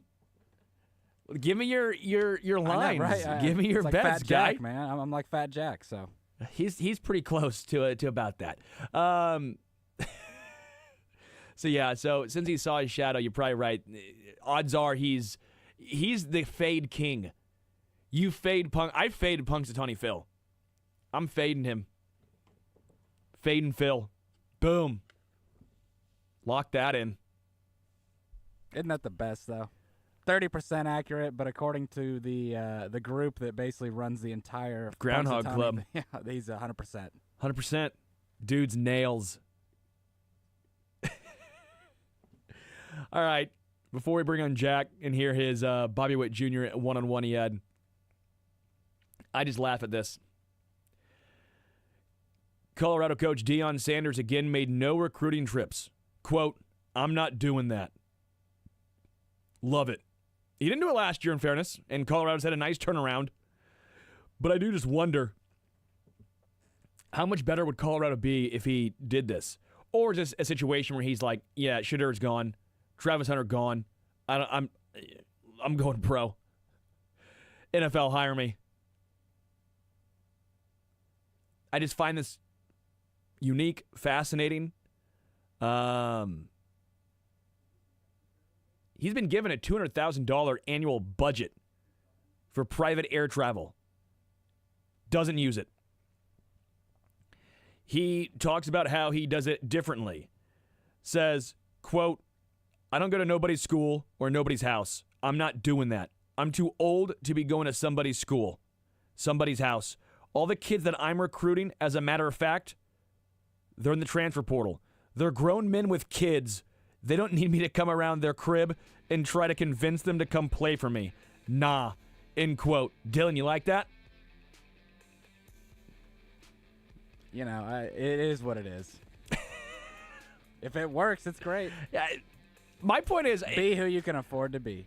Dion can afford to be that. He can afford to do that. Not every college coach can afford to do that. You think Bill's going to have the same method? That's kind of my point. Is Bill going to do the Dion? It'll be interesting. I haven't really paid attention to him very much, but it does seem like a lot of his recruiting trips are inside of the Carolinas. I haven't seen him go very far west or into the Midwest yet. I'm sure there might be. I'm sure you could dig it up, but I just love Dion. Nah, man, the kids I'm recruiting, they're grown men with kids. I'm not going to their crib. Dion wants the grown men. He wants that transfer portal. He ain't got no time for high schoolers. We'll see if it works. We'll see if Bill Belichick does the same thing.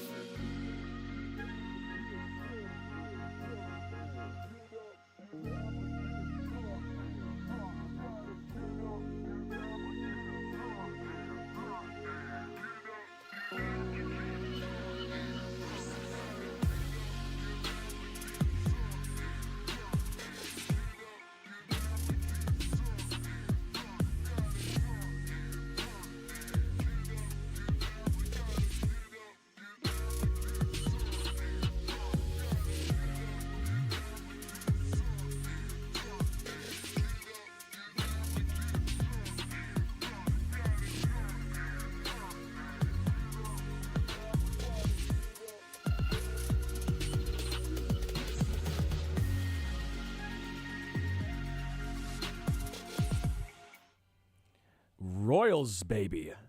Talking some baseball.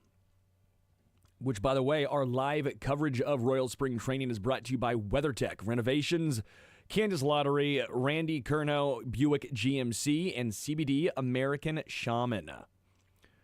We'll be joined by Jack Johnson in just one moment live from Surprise. But Jack Johnson had a chance to sit down and talk with Bobby Witt Jr. Let's hear that conversation right now.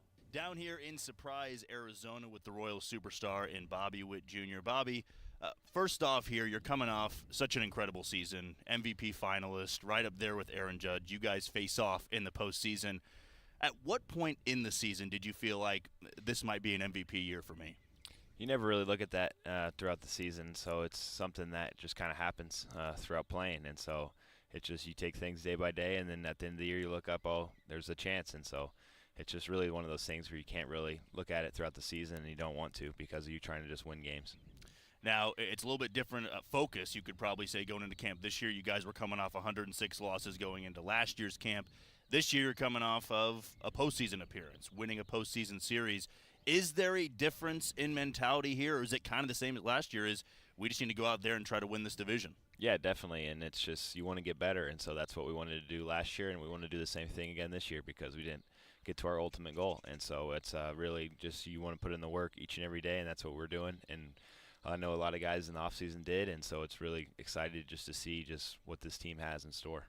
What was the offseason like for you? I mean, a guy with your type of talent, many people out there would go, well, what does he really need to work on? But I'm sure that's not the way you took it. You wanted to work on some things. So what were those things? It's every part of my game, getting stronger, faster, and just mentally better as a whole. And so that's something that I really want to get. Every time I go in the offseason, they're like, oh, what is one thing? No, it's really everything. And so I just want to keep kind of fine-tuning my craft, and so that's what I kind of did, and I feel like I'm in a good position. Some of the talk in camp has been around, the infield guys moving around, Jonathan India, Michael Massey, Michael Garcia. Does that change at all for you? Being at shortstop, you might be dealing with the second baseman every single night. When you guys are turning two, you have to have that chemistry. Or is it kind of the same chemistry with whoever is out there because you guys practice so much together? Yeah, definitely. I know that everyone who's out there, whoever it is, they're going to do their job and do their part. That's what makes this team so special, is because everyone wants to just help the team no matter what. They're not complaining about having to either move here or there or whatever it is. They just want to go out there and help the team perform, and so that's what's special. And then, like you said, just with whoever's playing second base, I know they're going to be ready and do their job, and it's going to be great. You've had this unique pressure ever since you were drafted, being the number 2 overall pick, a top prospect in baseball. You get up here, and everybody's embracing you as the next league-wide star. How do you deal with that going into each and every season? And what we can tell so far, you've lived up to that type of hype. Yeah, I just think of pressure as a privilege, and so you got to take those with a grain of salt, really, the pressure, and just go out there and perform, because I know if I prepare before the game, prepare in the off season, that I know my body and everything will be ready in season, so I don't have to worry about any of that other stuff. I just can go out and have fun and play. There's not many times that you're going through a slump in the season, but when you are going through a little bit of a slump, is there someone you turn to, right? Is it a family member? Is it a coach on the staff? Is it a teammate? Because everybody goes through slumps, even the best players in the game, but is there someone that you turn to maybe to get right mentally or physically? The biggest thing is just being able to turn the page and just get to the next day and just know that my routine is ready, and so not try to think about it too much, and so try to limit your high, or try to keep the highs as long as you can, and then limit your lows. And so it's one of those things where you got your teammates, they always got your back, you got your coaches, they have your back, they love you, and then you got your support system, my family, mom, dad, my wife, and just everyone. And so I have a really good support group, and so it's just really special, and I'm just really blessed just with the people around me, and I feel like I don't even have to slump and with those things when I got all that support and all those people and everything. Kind of with my preparation, my routine, I just got to go out there and just trust it and trust the process and enjoy it. We're here with Bobby Witt Jr. down in Surprise, Arizona at Royals Spring Training. I know it's early. You guys had the first full squad yesterday, but I asked this to Lucas Ursig. I asked this to Michael Massey. Is there someone so far that has kind of stood out to you, whether it be a new guy coming in, one of the younger guys? I know you're still a younger player, but there are younger guys than you now in the clubhouse. So was there someone that popped to you, at least in the first couple days? Yeah, you just go around the clubhouse and just see, and you see definitely Jack Caglione, just how he sticks out, just from how big his hands are and just how big of a person is, the BP rounds he's taken, and just how kind of a kid he is. And so it's just great to see. And just everyone in that clubhouse is just, they all fit and they all mesh. And so that's what makes the Royals so special. It's just the guys they have. And even faced Cole Reagans in his first live, and it was like, all right, opening day is a month. All right, relax, here we go. And so, but yeah, just all the guys, it's just, you feel like you're impressed whenever you see it, but then you're actually there in person and you're like, all right, this is a real deal. And that's we got a lot of guys in the clubhouse and we're really excited. Well, maybe not on the same level, but he might be going through a little bit with what you went through, being a high draft pick, having everybody believe that he can be another star on this team. Do you feel like you could be almost that mentor a little bit of telling him, hey, when you've got this type of pressure, you called it a privilege. Here's how you deal with it. Here's how you progress with it. And even when things aren't going well, here's how you can probably manage your way through it. Yeah, 100%. And that's like right when he got drafted, I texted him if he ever, like just with anyone, like that, we're a family in there. And so if you ever need to talk about whatever it is, it could be something completely off of baseball, whatever, just we're always there for you. And that's what makes us so tightly wounded. And we all love each other. And that's just how special team is. And so, yeah, that's definitely something that if anyone needs to come to me. And I just really hope that it's always an open door whenever. And so that's what's so cool about our team. I want to talk a little bit about your manager, and Matt Quatrero. And to everybody out there, he seems like such a level-headed, calm guy, doesn't get too high, doesn't get too low. As a player, what is it like playing for a manager like that, where at least on the surface, it appears that he's always calm, cool, and collected, but I know you're with him basically every single day. Yeah, it's amazing just having a manager just having that same mentality as a player, really. And it just goes to just his big word is, and my big word is just today, and just focus on what the task is at hand today. And so that's really the biggest thing is what are we going to do today here in Surprise, Arizona to get us better for when the season starts. And it's not worrying about, all right, we got to make the playoffs. You're not going to make the playoffs today. You're not going to win opening day today. And it's how are you going to get better today for those things to come. Last couple questions for you, Bobby. Really appreciate your time. This is more so of a fun question here, and maybe you want to answer it, maybe you don't want to. But in your big league career, you've gone up against some of the best pitchers out there in all of baseball. Is there one guy that you were starstruck by early on where you kind of stood in the box and said, man, I'm really facing this guy at the plate right now? Yeah, I think it's cool anytime you get to face a Cy Young guy or a guy who's projected to be in the Hall of Fame. So anytime you get to face one of those guys is really special. But now it's you versus him up there, and so it's really, you can't really look at the name on the back. You got to look at the name on the front. They're trying to take yours and you're trying to take theirs, and so you got to go up there and compete. And lastly, what is the one thing you want to leave Surprise with? I've asked this to a few of the other guys, whether it be health, whether it be something you're working on, something you just want to improve on. What would be the one thing once you guys leave for Kansas City you want to have left with? Yeah, just everyone on the team healthy, ready, and have our best guys out there ready to perform on day one. All right, Bobby, appreciate your time. Yeah, thank you. Bobby Witt Jr.'s one-on-one with Jack Johnson. A lot of fun. I will say, Jack, do we have Jack right now? Jack, welcome in. But by the way, great conversation you had with Bobby. He didn't give you that name. He said Cy Young winners. He didn't say, who's one guy. I don't think he gets starstruck, which I think we saw and noticed. It's funny when it comes to Bobby Witt Jr., and I knew deep down he likely wasn't going to give me a name because that's the competitor he is. I don't believe he wants to go out there and say he was ever starstruck or he was overmatched by somebody. So that took my other question out, which was going to be, is there somebody in the major leagues right now that you feel like, hey, they've just got my number. I can't square him up for whatever reason. He finds a way to get me out. But when he answered that with Cy Young guys and those that are going to go to the Hall of Fame, they're always tough to face. But he didn't want to say it. He didn't want to say it publicly, and that's who he is. He's not going to give you too much. How much fun was it talking with Bobby Witt Jr., the face of Kansas City, but becoming one of the faces of Major League Baseball? Oh, lots of fun. And he was somebody coming down here. We weren't sure if we were going to be able to get him because he's a busy guy. And he's somebody that, along with being the face of the franchise, he still has the work ethic of somebody coming into camp trying to win a spot. He's out there taking BP early. He's leaving late. He's doing infield drills, this and that. And that's what you want from your superstar. You don't want the guy that's showing up late or not mingling with everybody. And that's what I'm glad I had the chance to ask him about. And what I was caught off guard a little bit on is that he never played a minor league game with Vinny Pasquantino or Michael Massey, but they stayed friends off the field, just being in the same organization, talking to each other. So when they got to the big leagues, they already had that connection. We forget how quickly Bobby Witt Jr. moved through the ranks, where the other guys, it took them a little bit longer. But once they got up here, and you can definitely tell in the clubhouse how close these guys are. These are friends. These are friends off the field, and the clubhouse camaraderie is unmatched. I haven't been to every single clubhouse in baseball, but I have been in clubhouses before where you can tell there is that disconnect. There is that divide between the younger players and the older players, and you don't have that now in camp with the Royals. Jack Johnson, again, is live in Arizona for spring training for the Royals. What were some of the other big takeaways you had today from down there?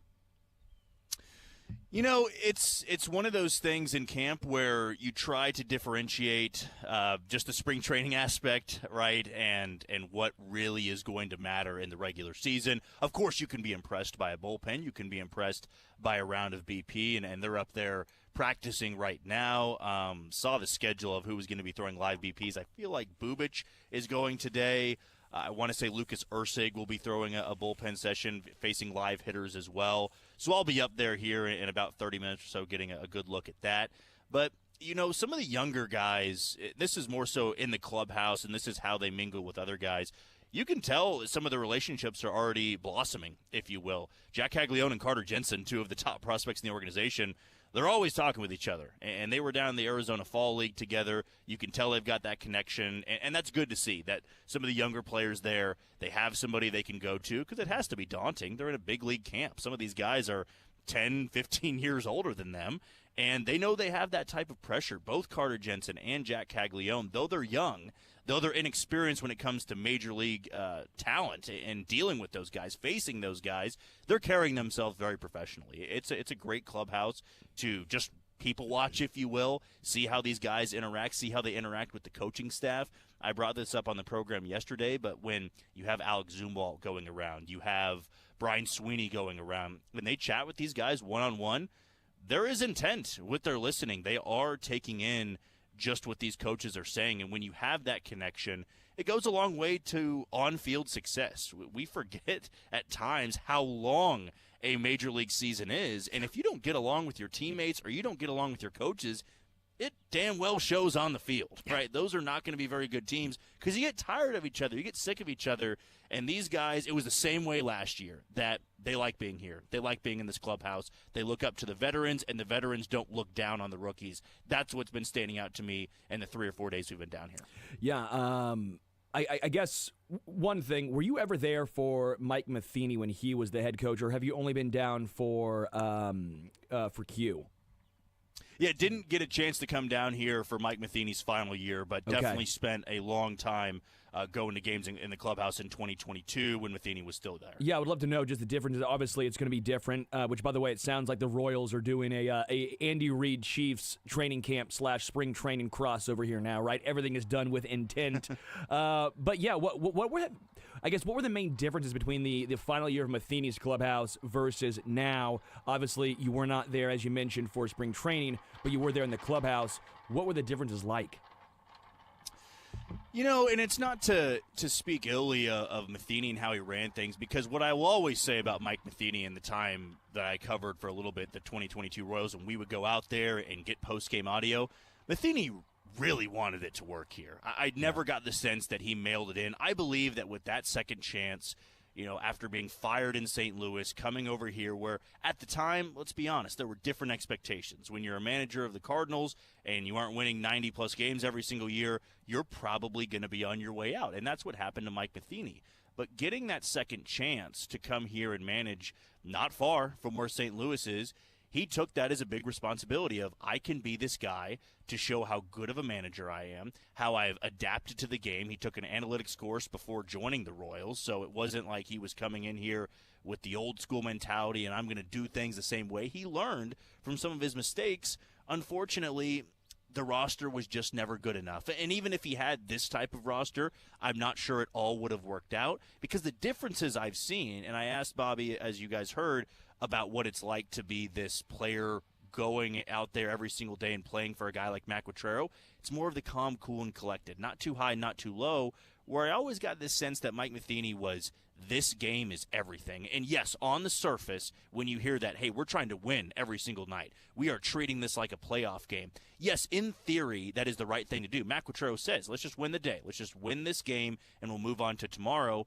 Where when you're dealing with younger players and guys that are trying to find their footing at the big league level, at times they're not going to respond as well to the, tonight we're 30 games below 500 and we're welcoming the New York Yankees. Hey, this is the playoffs for us. We are treating this like the postseason. And at times, it led to some bad decisions, in my opinion, running Scott Barlow into the ground where his arm was fatigued by the end of it, running the same lineup out there every single day when you could have had younger guys getting the experience and the talent or facing a different talent at the big league level. All of those things could have done a little bit better.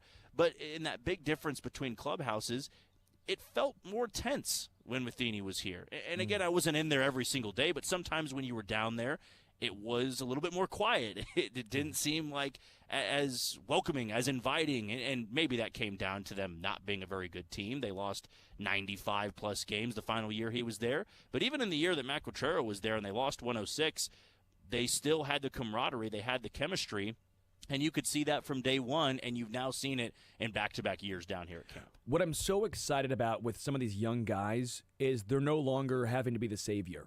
Because I think that was some concern with, even like with Hosmer and Moose and some of these guys, but even going back post them in that kind of in-between to where we are now. Well, Bobby's already the guy.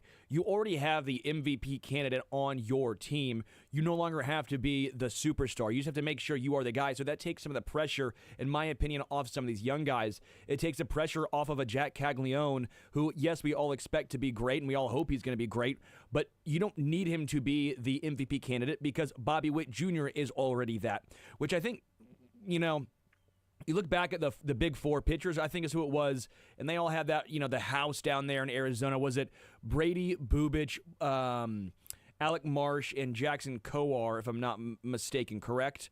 And they had all that. But I think the issue was there was so much pressure put on those guys. Like, they needed to be the top four in the rotation. That was going to be the expectations. Well, I think now, I don't know your thoughts here, but I think a lot of these younger guys coming up, how much pressure is off these young guys' shoulders because they no longer have to be the face of the franchise because Bobby Witt Jr. is that. It allows them to thrive. It really does, because Bobby Witt Jr. is somebody from the time he was 14 years old has had this immense pressure to live up to the hype. And he's done that. He absolutely has done that, being the second overall pick and coming to the organization, not having the most typical progression to the minor league level because of the COVID year. There wasn't a typical spring training, and he moved up rather quickly. But he dealt with that pressure the entire time. And even though there were ups and downs his rookie season, same thing in the first half of 2023, he's now lived up to the hype. So for the other guys, like a Jack Caglione, like a Carter Jensen, not to say there isn't pressure on them, because there's going to be. When it gets in your head as a fan of, hey, you should watch this guy, right? He was a first-round pick, or he's moving his way up the ranks, and you hear reporters and you hear us talking about these players, there is going to be pressure. But unlike Bobby Witt Jr., where he had to come in and at the age of 21, 22, be the star of the lineup, these guys can go and be the second-hand man for a little bit. That does allow you to thrive a little bit more. Not to say they're going in the shadows or they're flying under the radar, because they won't be. When Jack Caglione gets to Kansas City, everybody will know what game that is. The national networks will be following that. It'll be a big deal. But to have somebody that can almost shield you from the immense pressure, the bright spotlight, it can ease you into the game a little bit more. And for a game like baseball that is so incredibly mental, that's a big thing to have. Jack Johnson again, live from Surprise, Arizona. Jack, what has been the biggest surprise from Surprise? I believe that, how Jack Caglione has come to camp and how everybody's raved about him. I mean, I asked Michael Massey about it. Yeah, Jack Caglione's somebody that stood out. I asked Bobby about it. Yeah, Jack Caglione is somebody that stood out about it, or stood out in camp. And it's not just the talent on the field. It's not just the BP rounds, because that's what Bobby said in that interview. It's how big he is. He's a big human being, and, that's more of a silly thing to say down here at camp, but he is a large human being. And I know I said that yesterday, and it does equate to how far he can hit the ball, especially down here in Surprise. But the young guys, the way they've looked so mature in facing some of the big league pitchers. The pitching staff, again, we all loved the fact that they would leave the game in the 6th or the 7th and they'd hop on the iPad and they'd all be talking about the outing, how they attacked a certain hitter. You still see that. And it's coaching from top to bottom. You know, they'll listen to Brian Sweeney. They'll listen to Zach Bove. And you'll have Michael Wacha standing behind the mound when Seth Lugo's there, and they'll talk about certain things. Or Cole Reagan's a guy that really doesn't need much tutelage. He's still taking in information from coaches, from teammates. And when you have that, you can see them thrive in the way that they did last year. And the focus, man, I know last year was a hopeful camp. It was a fired-up camp. Because last year when I was down here and I asked certain players about, how do you feel of people maybe not believing in some of the free agents you brought in or believing this team can go to the postseason, they didn't like to hear that. They said, we don't care about any of that. We know we're good enough. We know we're going to be a playoff team. They lived up to it. Now this camp is more so of, we've showed you that we can do it, and we're going to do it again. And the one thing that all of them have continuously said, which floored me, is they felt like their season ended poorly.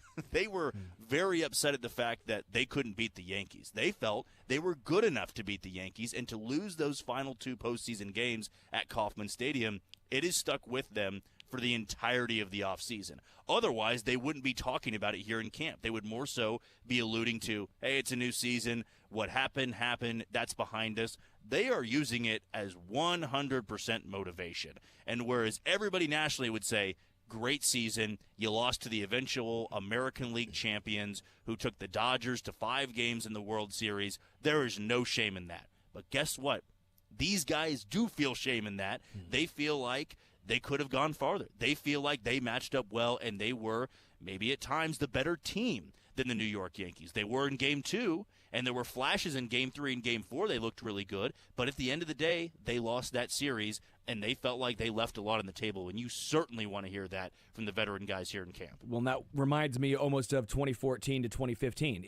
They were 90 feet away. I'm not saying this team's going to win the World Series this year, but I love the mindset that the Royals have. That's a great call there, Jack. Love that. All right. Do you have time, if we take a break, to come back for one more segment there? Of course. Okay, we'll take a break. We'll come back. I want to talk to you about the extension for Jay Chipicolo, as well as the option pickup on Matt Cutraro, as well as what the opening day bullpen might look like. We'll take a break, come back, more Zone. Again, Jack Johnson live from Surprise, The Zone, Sports Radio 810 WHB.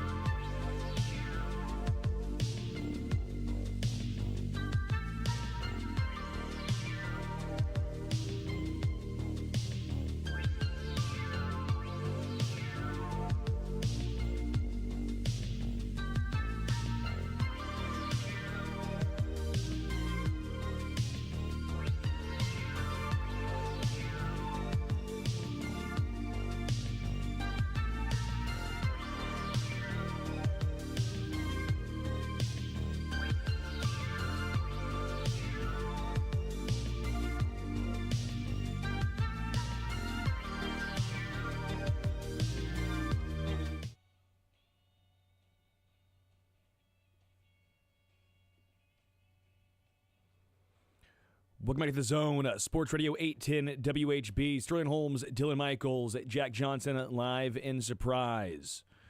All right, Jack, let's get into opening day bullpen. I want to get your thoughts on what you think the opening day bullpen is going to look like. A lot of names. It's probably the spot that I think most folks have up for grabs. Starting lineup, or at least the 5 starters, look to be pretty much put in there with Chris Bubich and Lorenzen getting that 4th and 5th spot. How do you see the bullpen breaking out, and how much movement do you think there could even be down there in Surprise?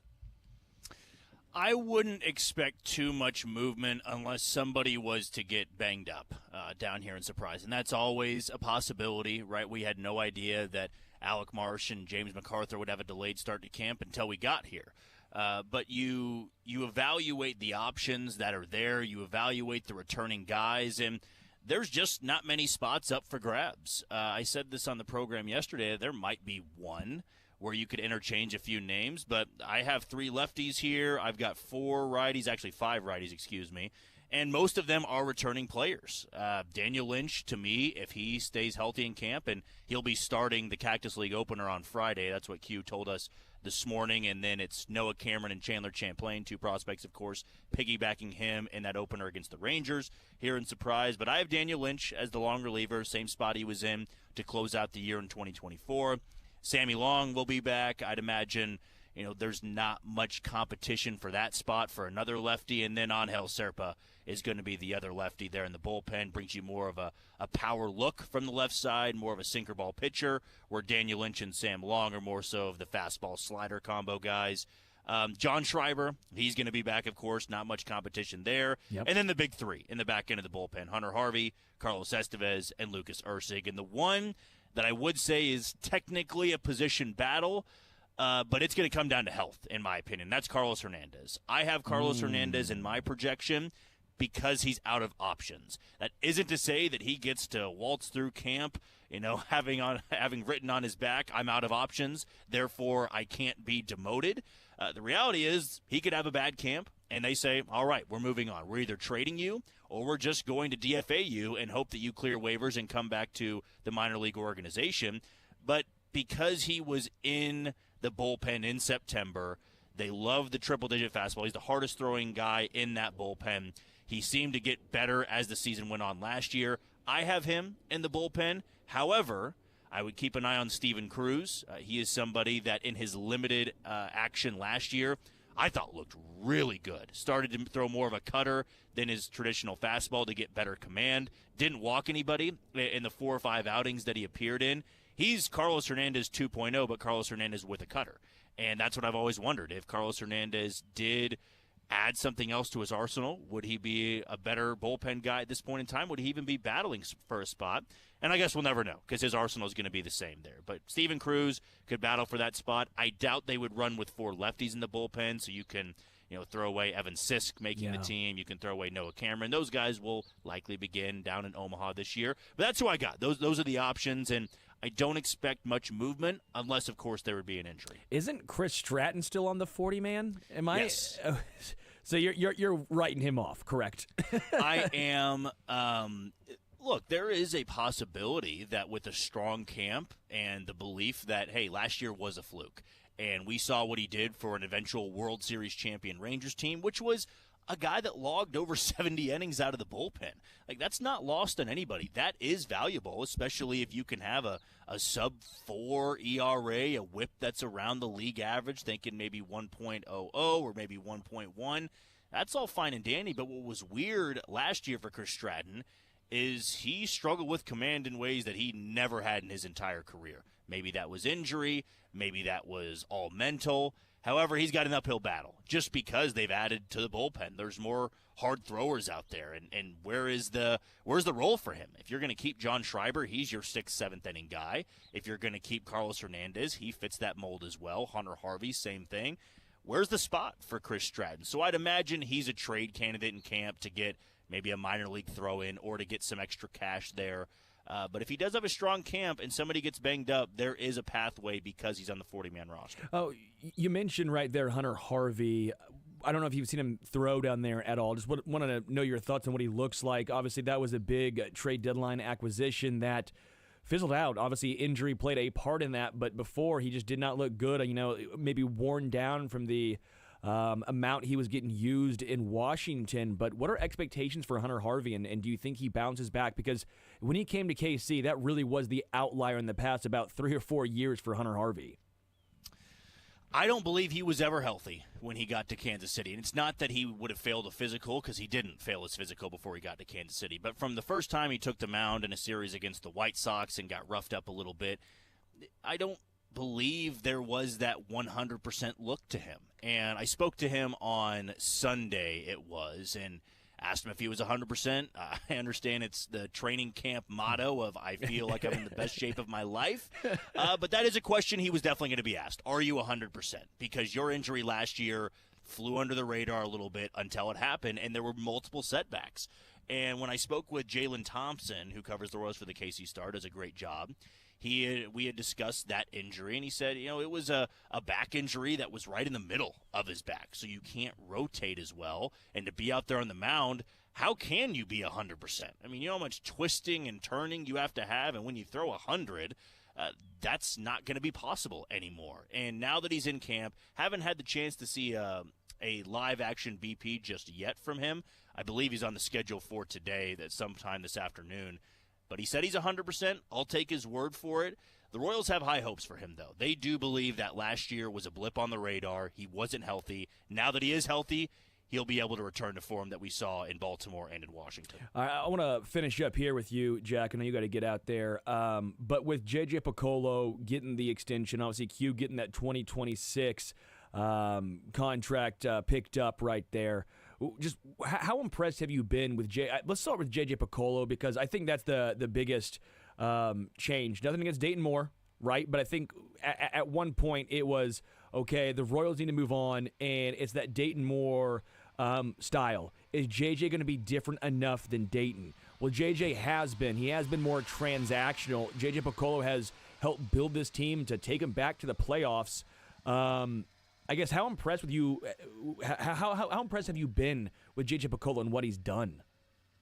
Very impressed. I mean, it's not lost on any of us that he was able to turn around a 106-loss team with a bottom-5 farm system, and that was with the help of John Sherman. He has always said that every time we've talked to him about being able to rebuild the roster and make a competitive team. You have to be on the same page as your owner, and those two are on the same page when it comes to adding talent. I understand people are frustrated this offseason. Well, they wanted to get a middle-of-the-order bat. It hasn't happened yet, and it may not happen.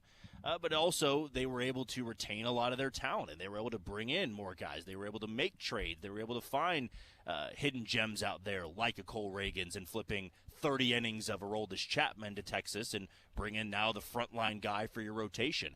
That's been the most impressive thing. And when Dayton Moore was let go by the organization and J.J. Piccolo was promoted, I understand there were people out there going, this is Dayton Moore 2.0. He's been working with Dayton for years, and he obviously didn't disagree with him a lot, considering that he stayed in the organization as his right-hand man for a decade plus. However, he is different. He does operate a little bit differently. He's more transactional. That also goes to the credit of John Sherman giving more money to spend. But the talent that he finds is a little bit different than what Dayton Moore would go out there and look for. And that's what John Sherman said when asked about this new 5-year extension, giving him a longer leash to build a winner. And this year is going to be so important, I believe, not only for the fan base's trust, but how the Royals are viewed amongst the league. Last year, you could chalk that up as, well, it was fluky. They had a guy that had an MVP-type season. The rotation had a ridiculous year, and they did win a postseason series, but we've seen from time to time those teams flourish and then go back to the dumps right after that. Arizona. The Royals, yep, exactly.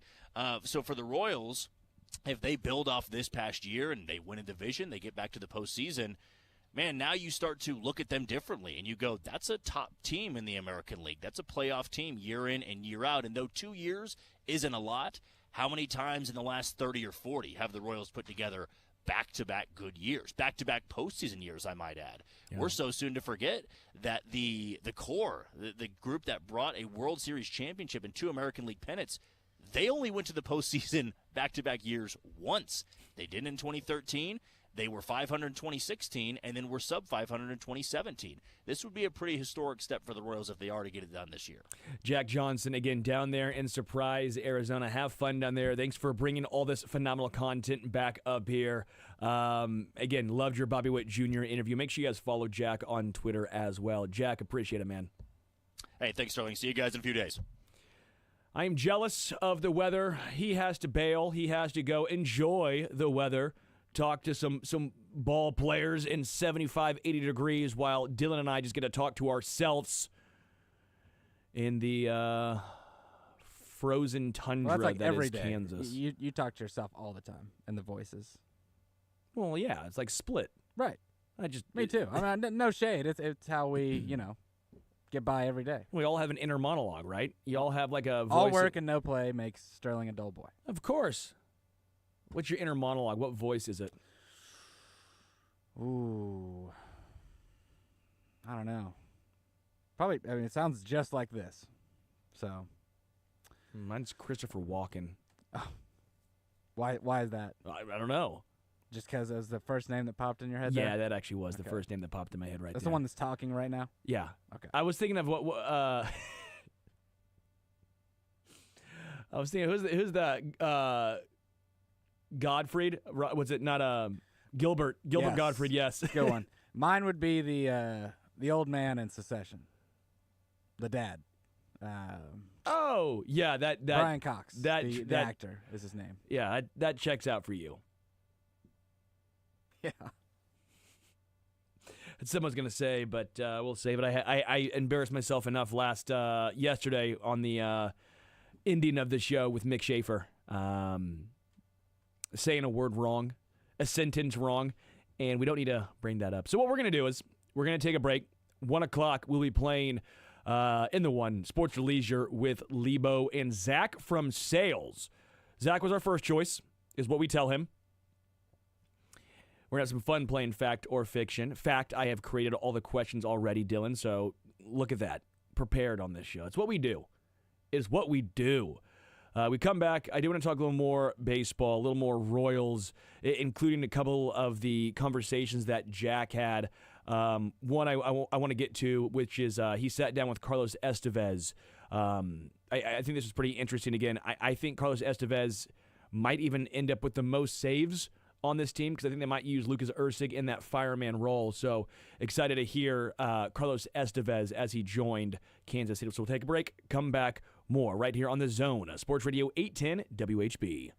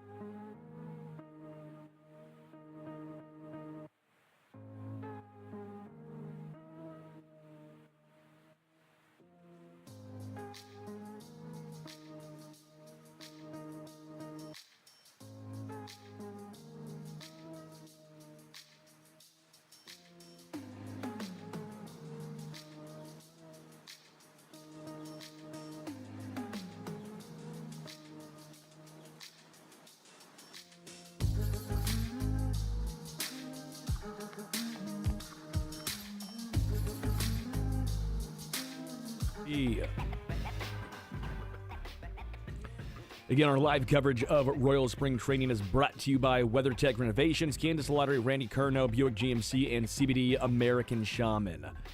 I do want to talk a little college basketball. Probably going to save that with Lebo. They had Joe Lenardi's next bracketology drop this morning.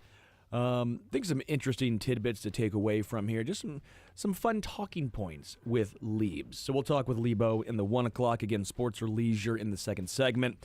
We'll have Zach from sales be our third person because we need a third person. Unless Dylan wanted to do fact or fiction. Dylan, you came up with fact or fiction, right? You did those 12 questions? You prepped for it? Ready?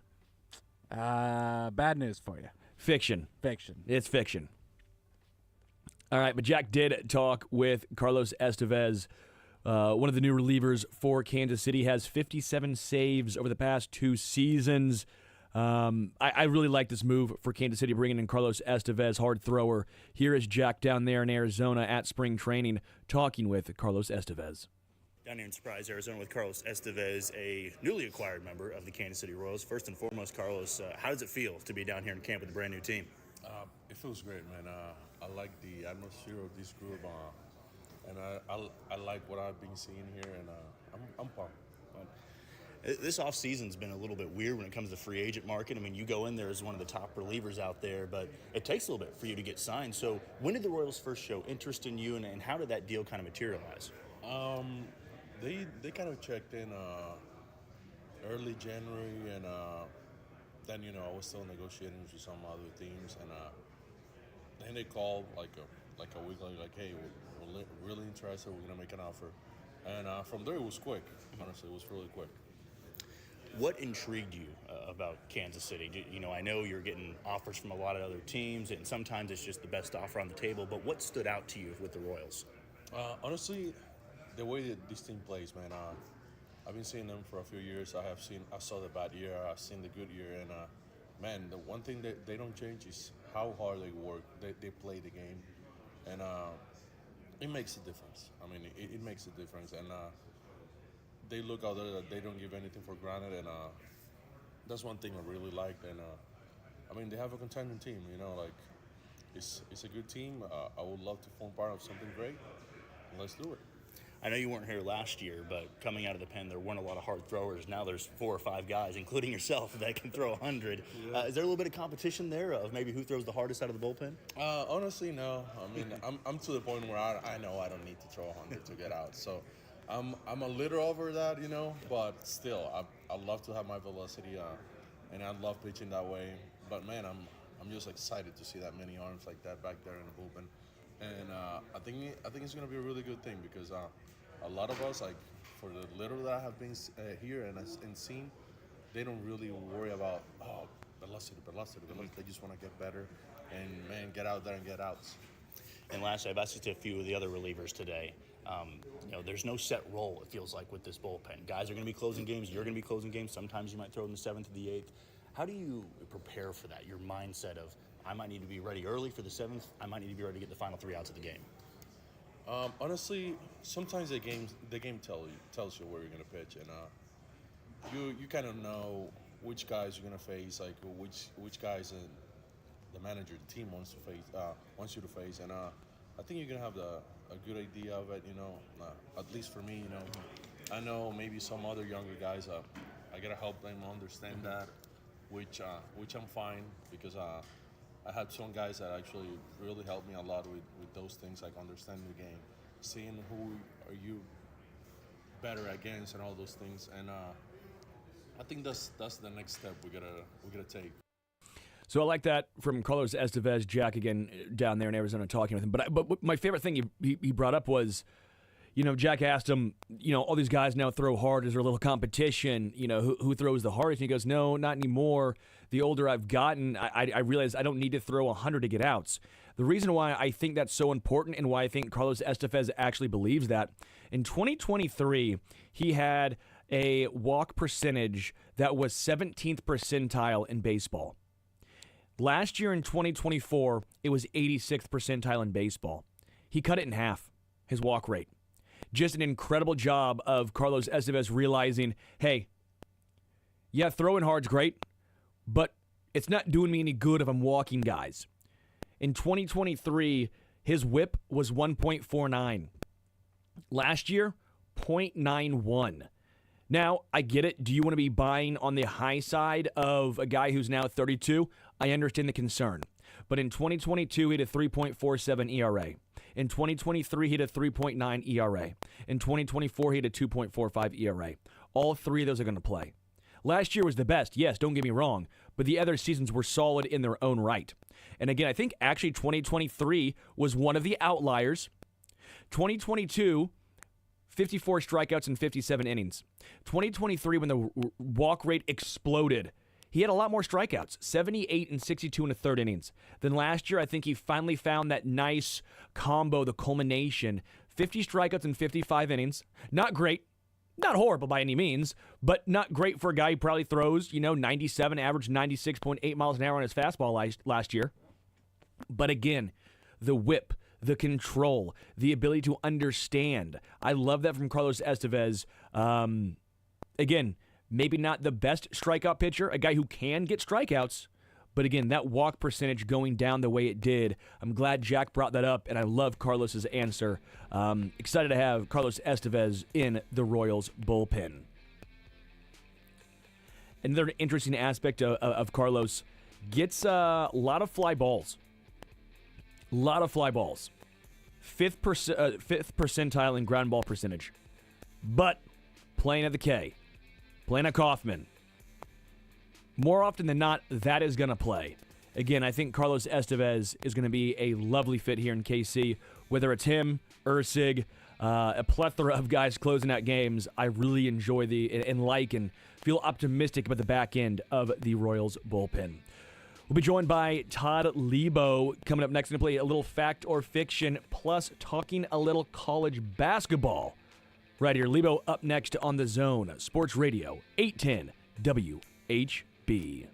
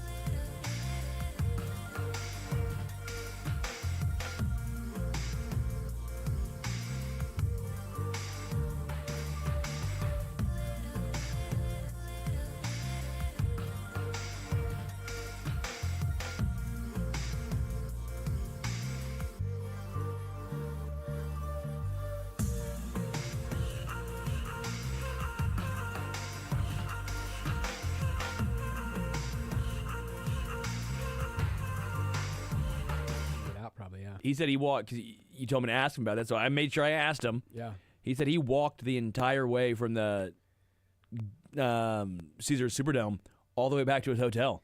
He said it was Derrick a long walk. Was our saving grace because Matt Derrick had a parking pass in his own car down there. Wow. So Matt Derrick drove me back to my hotel. Was it just you two, or? No, Greg Eklund was there. Okay. And Gabe. Yeah. So you had you four. Yeah, us four. So Verderame could have got middle. Well, he You would've could have, been but middle. we weren't going to his hotel. We were heading out by the airport. We weren't about to go back in the belly of the beast. We were on the edge of town. Well, the edge of downtown where the Superdome was, and we just got on 10 and we left. We were not getting back into the mess. No. That's We'd awesome. have been, Matt, see ya, not helping. That might be one of the worst feelings in all of sports, is when your team loses an important game and you're stuck in traffic trying to leave. Oh, my God. That is one of the worst feelings In a person can experience. 2001, my buddy Lance and I and our wives, we went down to watch Oklahoma play Oklahoma State, 2001. And you're too young to remember, about 2001, but I'm talking about football season 2001. So Colorado had beaten Nebraska on the Friday after Thanksgiving, like 60-something. Chris Brown scored 6 touchdowns. This is before Chris Brown was the rap guy who nobody likes that. Whatever. So all right, so Oklahoma was dead in the water. They weren't going to go to the Big 12 title game. But after Colorado beat Nebraska, all Oklahoma had to do was beat Oklahoma State. And we're in Norman, I don't know, 20-point favorites, something like that. Lose at home. Ooh. And we were driving all the way home from Norman. And the game started at 2:30, so it was going to get over about 6. Well, it was going to be a long. We were going to get home at midnight anyway. It took us 2 hours to get out of freaking Norman because the game was a last-second game, so nobody left. Yeah.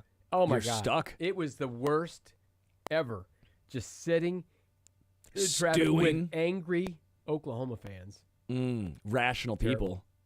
And in 2003, I was in New Orleans and made that walk that Matt Verderame made as a Sooner fan amongst 50,000 LSU fans who were happier Yeah. as we walked to the French Quarter. So I'm sure you were thrilled, huh? You've We were had some good thrilled. ones. Yeah.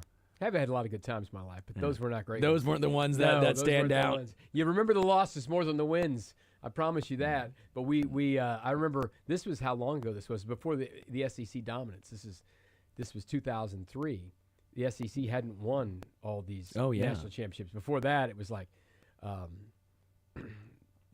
that point, I guess it was Nebraska and Oklahoma and Florida State and all that. I was saying kind of the ACC with Florida State and I guess Miami kind of. Miami, absolutely. Miami was big time. It was Miami, Oklahoma, Florida State, all these teams won. LSU and Alabama, they were nothing. Imagine telling people that the ACC was a powerhouse in football. That's just football. wild. Absolutely. So we're walking out of there, and I remember seeing this kid. He was like, 8 years old with his dad. And at this point, LSU hadn't won anything since the 50s. All right, this was Nick Saban was there this is maybe his 3rd or 4th year. And I said to this kid, man, you should really thank your dad for taking you to this. This is a big deal, right? And Dad was like, oh, man, we had a great time. Thanks. That's so nice of you and all this, blah, blah, blah. And then that kid grew up to be Patrick Mahomes. That kid probably grew up to be some awful LSU fan who I ran into later in my life. But after that, so they won that title. And in 2004, they didn't win, but Auburn was undefeated. Yeah. Right. And then Texas won in 2005. And then it was like 2006 was Florida. And then Saban moved to the Dolphins, came back, and it was Bama, Auburn, blah, blah, blah, blah, blah, LSU, blah, blah, blah, all that stuff. But at that point, I was just being nice to this LSU kid. I never would have been that nice if I'd have known what it was going to turn into. He actually was Tyrann Mathieu. That's who it was. Timing might work. I don't think it was him. Are you sure? It was a little white kid. But Joe Burrow. Joe Burrow's from Ohio. Don't forget, he went to another school before he went there. Yeah, but people gloss over that. Yeah, they gloss over the fact that he's a true son of Ohio, went to Ohio State. Yeah. And Urban Meyer said he wasn't good enough. People gloss over that. Yeah. They gloss. But yeah, I've had some bad times in New Orleans. Some good times, too. We had on the floor of the airport. We had a good time in New Orleans, didn't we? Oh, we had a great time. Yeah. Great time. It was wonderful, except for the game. We had a really great week. We had a lot of good broadcasting, we had a lot of good shows, got a lot of good content for the people on the internet. We did all the things you're supposed to do, and then they just got crushed. The actual thing they were supposed to do Yeah. didn't That part was bad. didn't transpire. Didn't take. All right, we will do sports or leisure, or not sports or leisure, fact or fiction. Yeah. That is a fact. Fact. We'll bring on Zach from sales. He's coming in. He's going to do it. Zach from boy. sales will be here. He is our first choice. Don't tell him that because I Okay. asked Shane first and the Drake first, and he's probably not listening right now. I actually just went to the sales pit and said, "Who wants to do this?" And was there? no one wanted to. Warm body. No warm bodies, but we need a third person, or else Yeah. it's very lame with you and Dylan going at it. I mean, No, who cares? Zach's great. So we'll have fun. But before we do that, I do want to talk a little college basketball with you because I saw. We could ask Zach about the Jayhawks. He's a big Jayhawk. Yeah, we talked to Dylan about that. Big Jay- game tonight. Huge. Yeah. They're 3.5 point. I think it's now down to 2.5 point dogs to BYU. I know it's in BYU, but do you ever think that in well, I guess BYU next year's got all these guys, and BYU's a decent school. One but of the things that shocked me last year, BYU's first year in the league, BYU came to Allen Fieldhouse and won. yeah, I think teams who have been in and around Kansas for decades and getting beat at Kansas just accept the fact you're going to go there and lose. And I remember watching that game going, these dudes don't care that they're at Allen Fieldhouse. And they were just chucking threes and making them. I was so impressed that they won that game there last year. And it wasn't a great year for BYU. And their coach obviously did a good job. He got the job in Kentucky. But they were really good the other night against K-State. And this is a big building they're going to. This is a huge building. It's going to be packed. Utah wasn't full last night. This place can be packed tonight for Kansas coming in to BYU. This will be an intimidating environment, and this is a really big game for them. But you're asking me, would I be surprised, a couple of years ago that Kansas would be an underdog at BYU? Absolutely. Yeah. I'd be surprised. But Kansas is sitting here looking like a 5 or 6 seed in the Big 12 tournament, not in the big tournament. Now, they may still be a 5 or 6 seed in the big tournament too, but if you don't finish this right, you won't be. Well, and that's what it is. We're looking at Joe Lenardi's on ESPN, his bracketology, which everyone has their own opinions on, but I just think this is the easiest as it's on ESPN. Last 4 buys, BYU is one of them. Okay, K-State. I am assuming it says this was updated today, but I don't know if it took into account K-State's loss last night. Are they out? They're the next 4 out, not first 4 out, but next 4 out. I thought that would have completely knocked them out after last night. This is a big trip for them out there, and they failed the test. Yeah. Both of them. They have Kansas as a 5 right now. They have fallen to a 5. They play McNeese, the Cowboys. Mm-hmm. Another same McNeese team from last year that was averaging like 90 points a game. This McNeese team is not quite there. That went, 30 Who and went 3 to McNeese State? last year? 30 Multiple-time NBA champion. McNeese State. Murray State was John Morant, not multiple-time This is champion. a little older. McNeese, what year? He was a bad boy. He was a Piston. Yep. Isaiah Thomas. No, he went to Indiana. Come on. Kevin McHale. Kevin McHale was a Celtic. Not Kevin McHale. What is he talking about? Bill Laimbeer. No, he went to Notre Dame. Was it Rodman? No, he went to some little school, Central something, Oklahoma. Joe Dumars. Joe Dumars.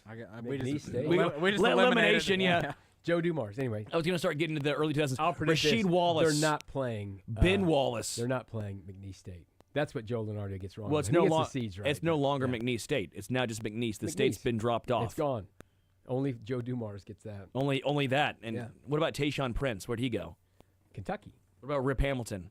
UConn, Colorado. Chauncey Billups. Dang it. I'm pretty good at some Ben of those. Wallace.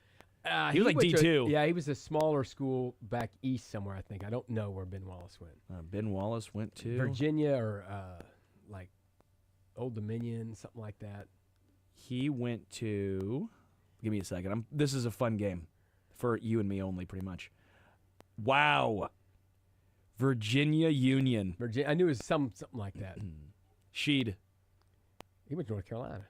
You were very good at this. Not anymore because they've all gone to 7 schools now. Vladimir Radmanovich. Now you Good can- luck. That was not an American school. I don't think. So if now you just say a school, you're probably right. Might have gone to 3 schools. He could have gone to it, yeah. Just Might have name gone. one. Just name a school.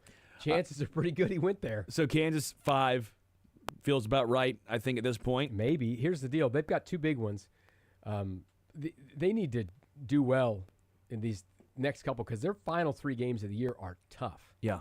Really tough. I think at this point, if you end up as a 5, I think you take it. I think it's going to be now. If you win those 3 games, of course you'll move up. If But they go beat Arizona, Texas Tech, and Houston, They'll and be they a win 3. at Houston, okay, good for you. But they have not shown to me that Yes. they're going to win those games. I think if you go 1 and 2, All of them.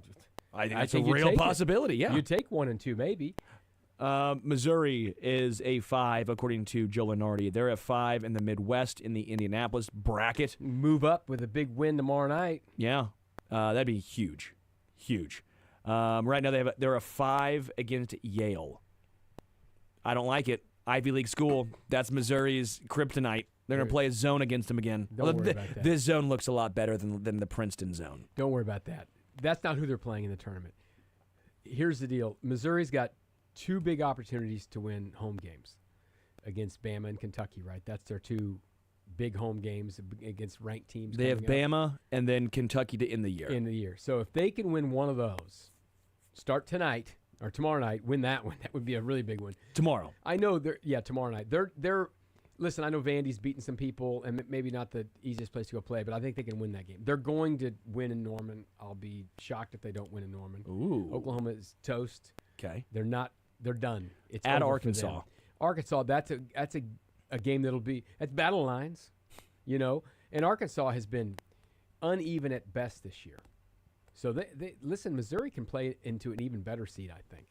They're sitting here looking right now. If they do well in a couple of these games I haven't seen a line yet. They probably won't be favored tomorrow at home against Alabama because Alabama's, top 5 team. But if they can win a game like that, if they can get themselves in the top 4 of the SEC this year, that's an incredible regular season because the SEC is really, really good, really, really good at the top. Yeah. And pretty deep as well. So it's a big one for them tomorrow night. I'm super excited to see how they compete in that one. Missouri is 20th, tied for 19th actually in points per game. Tied with Samford. Fun to watch. Samford does actually. I'm not even being facetious here. They score a lot of points, but the one team they're behind, it's Yale. Yale scores. That's what it wants. Joe Lenardi wants Yale, Missouri for this scoring matchup. They're just going to go scorched earth. I see you, Joe. I know what you want. I think for me, what makes Missouri so fun to watch is they are, tied for 5th in steals per game. Yeah, they're 10! Yeah.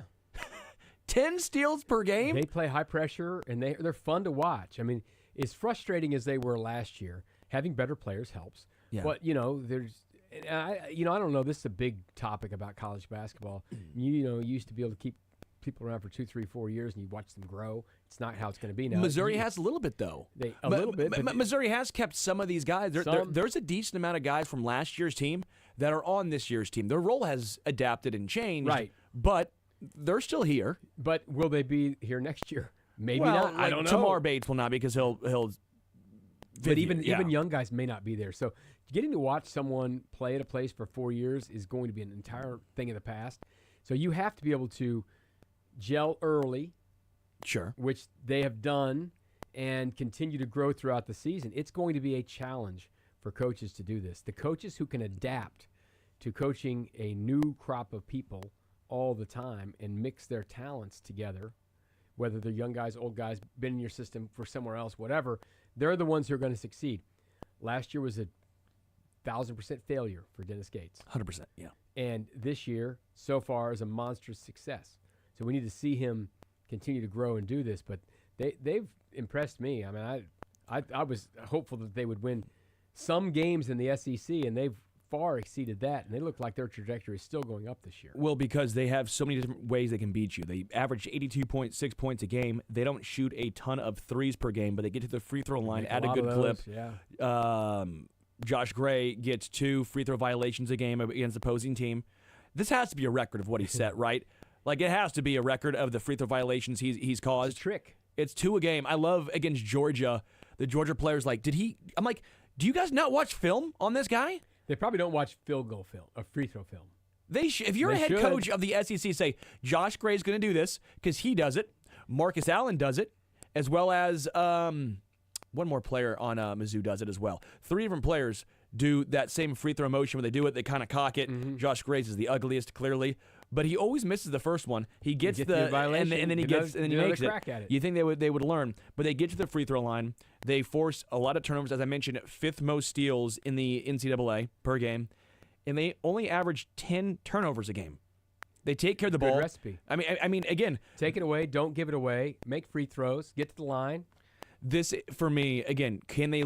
Yes, they could go out in the first round. I get all that stuff, but as a Missouri fan and alum, this is one of the more excited seasons we've had because of the way. Just think of where you were 12 months ago. But not just for the turnaround, but because the way they can beat teams is fun to watch. it's sustainable too. Sure, yeah. But to me, it's the sustainability of this that makes it enjoyable. It's not just a one-off where you have to. Well, they live and die by the 3. Well, they're growing they don't. confidence as the season goes through too. I mean, obviously the KU win was a big win for them. That was when that turned the season.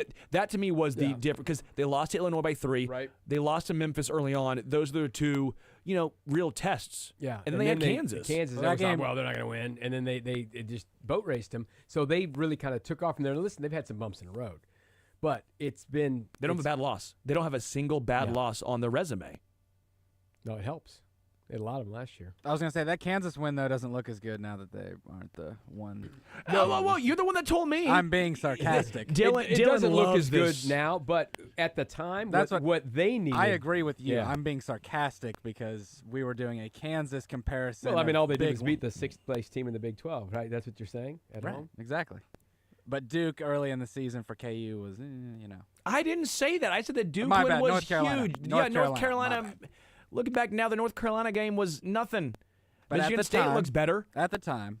Michigan State looks better. Yeah, Izzo, I always give the benefit of the doubt to whenever we play And Michigan North State. Carolina's right? It's just They are, but I do think that you should get credit for what the ranking was at the time, even though and it may turn out for different. Missouri. It's just the emotional part of beating Kansas. That too. For the university, the alums, everything. Yes, that was Beating so a Coach one Gates, seed, yeah. all of that was what that is about for them. That's true. Because that's what they needed emotionally to kind of bump up. Get That's the what taste that was of last about. season out of their mouth too. a little You know, bit. we watch this happen a lot. Like if no one cares, we watch it in football. They keep rushing the field. If you beat, they did it for 7 or 8 years on Nebraska. After even it was no big deal to beat Nebraska more, but still, beating Nebraska was a big deal, right? So it's just kind of what it can do for you at the time, for the players and the program to feel good about themselves. So that was a big win for them. But Missouri's got their hands full tomorrow. I mean, Alabama. It's amazing to me how good and athletic the top of the SEC is with Alabama and Auburn and Tennessee and Averaging over Florida 90 points a game. all that. Alabama There's some does. wild games. I mean, that game that they played Saturday, Auburn and Alabama, was crazy. It was fun. It's beautiful. Yeah, it was just lots of points and a good time. So, but Missouri, listen, their home court is tough. I wish this was a 16-1 at Saturday home. game, not a 8:00 on Wednesday night game. But the kids are back in school, right? So Yeah. Missouri is 16-1 at home. I have one of my older nephew. He's about your age, right? So when you were in school, did you go to all the Missouri basketball games? I went to most, and they were not very good. How many students went to the Missouri basketball games? in your Not a school? ton. And- I mean, I tell you, like there'd be games like when they would play Florida, when they Right, played yeah. Kentucky, and But generally on a Wednesday night, you're Yeah. playing a game. Are you going to take the effort if it's cold to go over there? if it was Alabama and this is the Alabama team, yes, If you're a sports guy. Some of the other bros at the farmhouse, they weren't going over there. We got about 10 of us though. And it wasn't all 100 of us. How many times did you go to a game at Mizzou Arena and it was packed out? Oh man, And you're 7 years at school. a lot of people go to school for 7 years, Lebo. They're called doctors. They're called doctors. You weren't there for 7 years. My 4 years. I graduated in 4. 4. How many times was the place packed out? Like, wow, look at this. I mean, did One we- hand, right? I'm trying to even think now. Did we have If any? no, we had Florida. That was a packed house. The Kentucky when Jabari Brown yammed on Julius Randle. How many of those were wearing blue? No, Some. some, but that, But my point is, what was that? maybe 5 times? 2013, I mean, they just. That was your freshman year, was 13? 13. Yeah. we have this same conversation when KU doesn't sell out. Like we have to So go they were- find the yeah. games where we. They don't were sell out. 23 and 12. Then we had the Kim Anderson years. Yeah. So I had the worst years at Mizzou There would be 500 students there. Some of those games. Maybe? We had freshman year when they went 23-12. Then they had 9-23, 10-21, 8-24. Yeah. My years at Missouri were not great, everyone. I did not have the premier basketball seasons. I take that back. I only had 2 years of Kim. They weren't great, though. Because they had 23-11, and then they had this. I had 2 years of Haith, 2 years of Kim Anderson. Not great. The most wins they ever had in a season was 23. Right. But my point is, it's a thing now. Like, people want to go watch, and, you know. No, you're correct. 23 was the only decent year. That was when they had Alex Oriaki. And I wonder how much of that is also the fact that the SEC as a whole, it's so much I mean, better. they're 500 against each other, but, I mean, they are like you. If you don't watch, you're like, oh, here we go, the AP and the SEC. But then you put on one game, and it's like, oh my goodness, this is like a G League. It's like a G League game. Yeah, you're like, these dudes are different. They're far and away better than the other conferences, and it's insane how quickly that flipped. Because when you go into the Big 12 season, you're almost looking at it and saying, well, not every other conference, but most of the other conferences have football. But Big 12 with Arizona and Houston and KU, we could be a basketball conference, and then the SEC is just it's damn near half the top 25. Fact, by the way, that's a fact, which we are going to play Fact or Fiction. We'll take a break, come back, bring on Zach from Sales. Zach from Sales. Lebo, you nervous? I am nervous. I can't lose to Zach from Sales. You might lose. We're going to be tied. No, we don't know that for sure yet. This game could change without Jason here. Take a break, come back, more Zone next.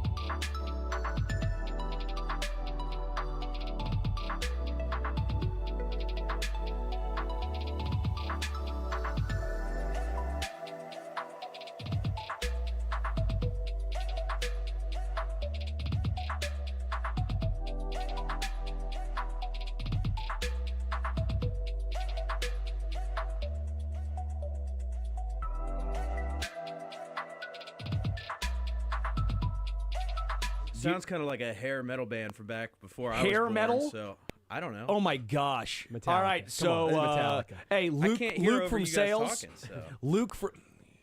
Luke from sales. You want to take his spot? I mean, gosh. See, Luke, Lebo, the Luke reason would be so nervous. reason why I didn't have you on camera was because I was doing a feed someone rope gesture that was not ideal for camera, so I was just kind of. What's that look like? Do you Feeding think, somebody Lebo? rope. I don't know what that gesture looks like. Well, you can see from yesterday's episode. That's "Jump in the Fire" by Metallica. Okay. Yes. I like Off their Metallica. first album, Ride the Kill 'Em All. Lightning. This is off "Kill 'Em All," the first Okay. record. You should go back and listen to that one. It's classic. Okay. It's That's my classic. homework. All right, so Zach from sales is going to be our third person. I'm honored to be here. You Yeah. played the game I played. in the car while you're driving around. Yep. And you know it's fact or fiction to what you think Sterling is going to say. Yeah, so it's pretty much the opposite of what it should be. No, I'm like Punxsutawney Phil. I'm 100% correct. 100%. Dylan all and the I, time. Dylan and I did this. Zach is one of our nice young salesmen. If you would like to advertise on this fine radio station, how can they reach you, Zach? Oh, my cell phone. Actually, I'm not going to give my cell phone number out, but my email is zoverton@unionbroadcasting.com. Z Overton. I have your traditional cell phone spelling, here, actually. at Union Broadcasting. You can give your cell phone out. That's okay. Why not? The nice people would love to call you. Yeah, that's you can call the station. They can get directed to me. Zach from sales. How bad do you want it, Zach, from sales? I want it badly, but Right I now get we'd enough probably put spam myself calls out. as it is. What's your Twitter handle? Do you want to get that out there so people can follow you? Oh no, I keep my burner private. Okay. Private burner from Zach from sales. If you'd like to reach out to him, call the station, ask for Zach from sales, and you can maybe sponsor Fact or Fiction. Yes, you can. We can work something out. Work Wow. out a deal. Big. This is all riding on you. Fact. If you win, If I win, You gotta everyone ride the has to lightning. call in Yeah, and that's right. advertise with Yeah, us. let's ride the lightning. All right. We ready? yeah. Lebo. We're starting with me here. Okay. I'm sitting in the wrong seat. Yeah, who do we start with then? Start with Zach. We'll start with Zach. Because that'll keep the order the way The we do normal, it, right? yeah. Zach from sales. The Chiefs draft a left tackle in the first round this year. Fact or fiction? First round. I don't have as much time to go through my mock drafts as you guys. I would like that, so let's say fact. Dylan. I'm gonna go fiction, just because I don't think there will be one, and I don't think we'll be able to trade up with anyone that will actually allow us to trade up. Fact. It's fiction. Dylan had the right answer and the right thought process, actually. The thought process of they can't get up high enough. You're correct, Dylan. Way to be smart. These two dumbasses don't know it. Okay, fine. Hey, you said it yourself. I'm just a warm body here. No, I didn't say that. Lebo said I that. did not. Never. Dylan. The Royals will win over 86.5 games this year. Fact. What they win last year, 86? Is that half doing some heavy lifting? Fact. I think DraftKings had it at 81.5, so I'm definitely taking. I took that, so I'll take the 86. The over 86.5. Yeah. So it's fact. You don't Yeah, it's say it. fact. Yeah, Yeah, it's not. sorry, It's not. It's sorry. not We're what playing- DraftKings number is. Yeah, we're not playing. Come on. Man, you We're guys are not super playing welcoming Zach here. Fiction or Super 84. welcoming. You know. It's a fact. Okay, good. Fact. All of it's fact. It's a fact. It's a fact. All right, we'll go with Lebo this time. All right. Lebo. Uh-huh. T. Higgins will get a long-term extension from the Bengals. I don't know if they can afford that. I know they want to. Joey B wants to make it work. Will it like a long-term extension? He's satisfied with 3 years or more. 3 years or more. You know, from what Burrow was saying at the Pro Bowl, he's going to try to make it work. So I'll say fact. Fiction. Like that short and sweet answer? Yeah. Well, it was short and sweet until. Fiction as well, because the Brown family still owns the Bengals. So. That's the correct answer. Dylan knows me very well. I also had that thought process, but you guys were ridiculing my No, we weren't. my answers we weren't. earlier. No. So Don't come in here and cry. okay. Yeah. Stand on business. STB. Dylan. With Jason out, you and I have been getting on the same wavelength right here. I like that. We're just Syncing minds up. for molding. All right. Zach from sales. Mizzou and Kansas will both end up as 5 seeds. They are currently 5 seeds right now in Joe Lunardi's bracketology. Fiction. Because Kansas is going to be a 2 seed? No, Kansas is going to fall farther. Oh, wow. And I'm a KU fan. What's the question? Mizzou and Kansas will both end up as 5 seeds. Yeah, fact. I'm still sticking with the old soccer bet that they tie. I'll say fiction. There's just one of them's going to move up or down. Fact. I think they're both 5s. Oh, my God. Dylan, you are on fire right now in fuego. This is ridiculous. It's incredible. It's 4 to 2 to 1. We're tied. Wow. Dylan, I believe Cam Ward will be a better quarterback than Shadur Sanders. That is a fact. That's what you believe. That's what everyone should believe. You like Cam Ward. He's a more experienced guy. I at like the Cam higher Ward. level. You like Cam Ward. I Heard do? you say it. I heard you say it. I don't think you've heard me say I it. think you're a hater on Shadur as well, so I'll say fact. We'll go fact as well. You guys are all wrong. It's fiction. Oh, wow. I think Shadur Sanders is a better NFL quarterback than Cam Ward. Oh.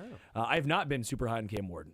I don't know where you heard that from. No, I was just You're a guessing. liar. I was trying to read you. You're a Then I liar thought and a you felon. Thought you played the other way. Shadur Sanders lost to the Kansas Jayhawks this year, so I should have. Damn right. Good squad. Hot squad at the end of the year, KU was. They're like the K-State in basketball until the last couple of games. Of Didn't course. finish it, though, did they? Yeah, we did not. Did Needed not. one more. Kind of like K-State. Yeah. They got hot. Just Gotta too finish late. it. Gotta finish it. Lebo. The Chiefs should bring back Kendall Fuller. Kendall Fuller and Raheem Mostert both released from the Dolphins today. Fiction, too old. Yep. Fiction. It's yap or nope. Old. This This is my first and last time. I will go. You're staying in. I think I'll go fact, just because it seems like because we brought in Steven Nelson. Yeah, it's So a why would fact. you not- why would you not bring it's him a in? fact. Nelson didn't do anything. I know, No, but no, that's no. what I'm saying. Like they'll bring him in and he'll do nothing. Yeah, I think be a Kendall training camp. Fuller, the Chiefs should bring back Kendall Fuller. He's only 30. In 2023, he had a phenomenal year. Training camp. Bob. Last year, he was fine, and then he played 11 games. There was talk about trading for Kendall Fuller at the trade deadline last year. I think Kendall Fuller does make a reappearance in a Chiefs uniform. Okay. So you're wrong. Okay, fine. Yeah. What's the score after? It's as we're- 5 to 2 to 1. It's tied. Gosh, Tied up. tied Dylan is 5 to 2 killing to us. 1. Zach from Sales. I am on Rafael Devers' side in this debacle with the Red Sox. This because he won changing positions. Is that this Let debacle? me get the quote up here. It was a great quote. He wants to play third base only. He's Is a that the third thing? baseman. Yeah. Let me get the quote. Let me pull up Major League Baseball. I'm going to go fact. And before I answer, who's their DH? I don't even know if they have one. Yeah, that's why I'll go fiction. Third base is my position, end quote. Quote again, it's what I play. I don't know what their plans are. We had a conversation. I made it clear on what my desires were. Whatever happens from here, I don't know, end quote. Well, I think I will say that's a fiction because you side with management almost always. Fiction. You signed a $331 million deal. I don't give a. You play where you play. Fiction. I got one. Play where you play. You signed an 11-year, $331 million deal, and you have the audacity, the absolute audacity to say, well, I'm a third baseman. Dog, your bun's at third. You bring in a Gold Glover and Alex Bregman. Grow up, Devers. Did you guys have fact or fiction? I said fact. I won't lie. I had fiction. Yeah, of course, Dylan. I just thought that why can't you play? Why can't you be DH? Yes, Raphael? he should be. Just a do what DH. you're told. Or you're getting paid $331 million. I play third base. That's my position. I'd play. You pay me $331. I'll play wherever you want. We'll pay you less than that. Have you come in here and do this during the snow? I'm a grinder. Yeah, you are. I'm a Gruden grinder. We are on to, I believe, Dylan now. I'm not good with keeping up on this without having Jason's Jason here. That's why I'm keeping score. 'Cause Okay. He always does yeah, this. I don't like this. Too much work. Too much. Jason, keep track at home and then text us and your thoughts too. Dylan, I will go sledding in this after work. Fact or fiction? Well, what's the definition of sledding? You fall down your driveway. Yeah. what you proposed earlier, where No, I don't have to get tie behind a an car inner tube in an behind a inner car, tube behind a car, but get like arrested. we wouldn't get arrested. Good luck Right, catching it's a us. citation. Well, good luck catching us. I'm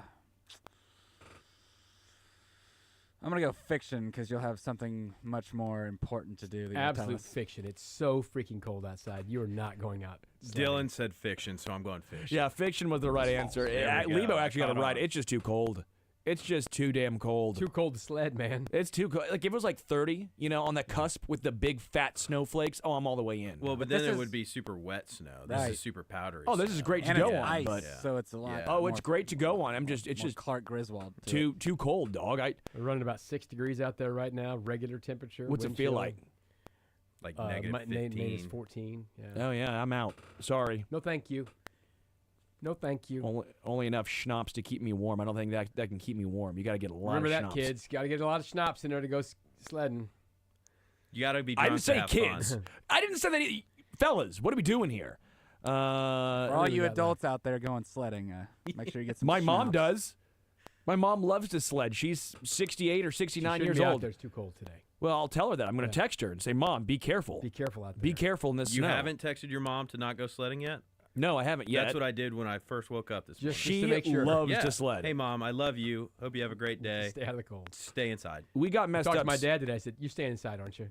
We got I'm not kidding though. She goes sledding when it's like this is what she does. She loves it. Fact or fiction? Todd and Zach love our moms more than Sterling loves his. Fiction. Fact. Fiction. Fact. It's a fiction.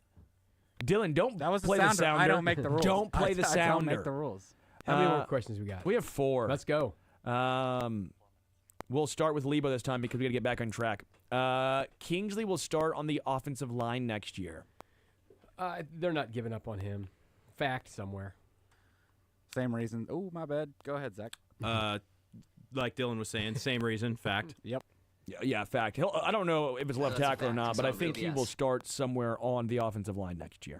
So I still think he has a good chance to be the left tackle. Zach from sales. Sterling from radio. After that loss, it's official. K-State is done. God, I hope that's a fact. Extra. Yeah. It pains me to say it. I'll go fact. Well, last week we were all fiction on this, but they have not answered the bell. It's fact. They're toast. Yeah, the bell ringing now is it's over bell. It's over. Dylan. Yep. KU, as underdogs, they go to BYU and win tonight. Fact or fiction? Fact. Alternate spread, 20 points. I liked them Saturday to go get something done, and they did not. I think this is a loss for the Sunflower State out there. Yeah, I'm going to go fiction as well. Zero faith right now. I ripped KU beating the money line, so they're going to win tonight. KU's going to beat BYU. You should have listened to Dylan. Dylan knows. We can check this one. We can check this one. This is a good one to check. We can check it. Because you'll either know if I'm excited because I won money or I'm disappointed because I didn't. Well, technically, Zach and me both Matt Nagy will not be the OC next year. Fact or fiction? Fact or fiction? He's the OC now, and then Andy has his job is going to be OC. So my point is, nothing changes. So that's fiction, right? The question was he would be OC next year. Fiction. Yeah, fiction. I thought there'd be some pushback of people thinking he should be gone. They're not firing him. I get it. I've seen it. Just say it. Talk about it. It's an interesting conversation. I didn't say I didn't think he deserved to be fired. He's not getting questioned. He's not getting poked. The point was that a lot of people. There's been talking points around this. Why am I the crazy one? Andy is the offensive coordinator of this team. I know that he is. I'm saying in title. Who'd they fire? Bob Sutton. That's it. And if D Ford had not been offsides and they won the Super Bowl that year, could they have fired Bob Sutton? Think about it. And like I said, when they finish in either the AFC Championship or the Super Bowl, and there's other teams that finish well below them keeping their OCs and Patrick assistants Mahomes and had things like 41st in average depth of target this year. 41st. What is throwing that out there? our tiebreaker? Top 5 beers. Top 5 beers. Sterling's beers. AKA, we're not talking specific like brands. We're talking like the beach beer or like the the lawnmower beer. All right. Like the lawnmower beer is a great beer. It's not on the top 5, Gotcha. obviously, but that's the example. Okay. Top 5 beers.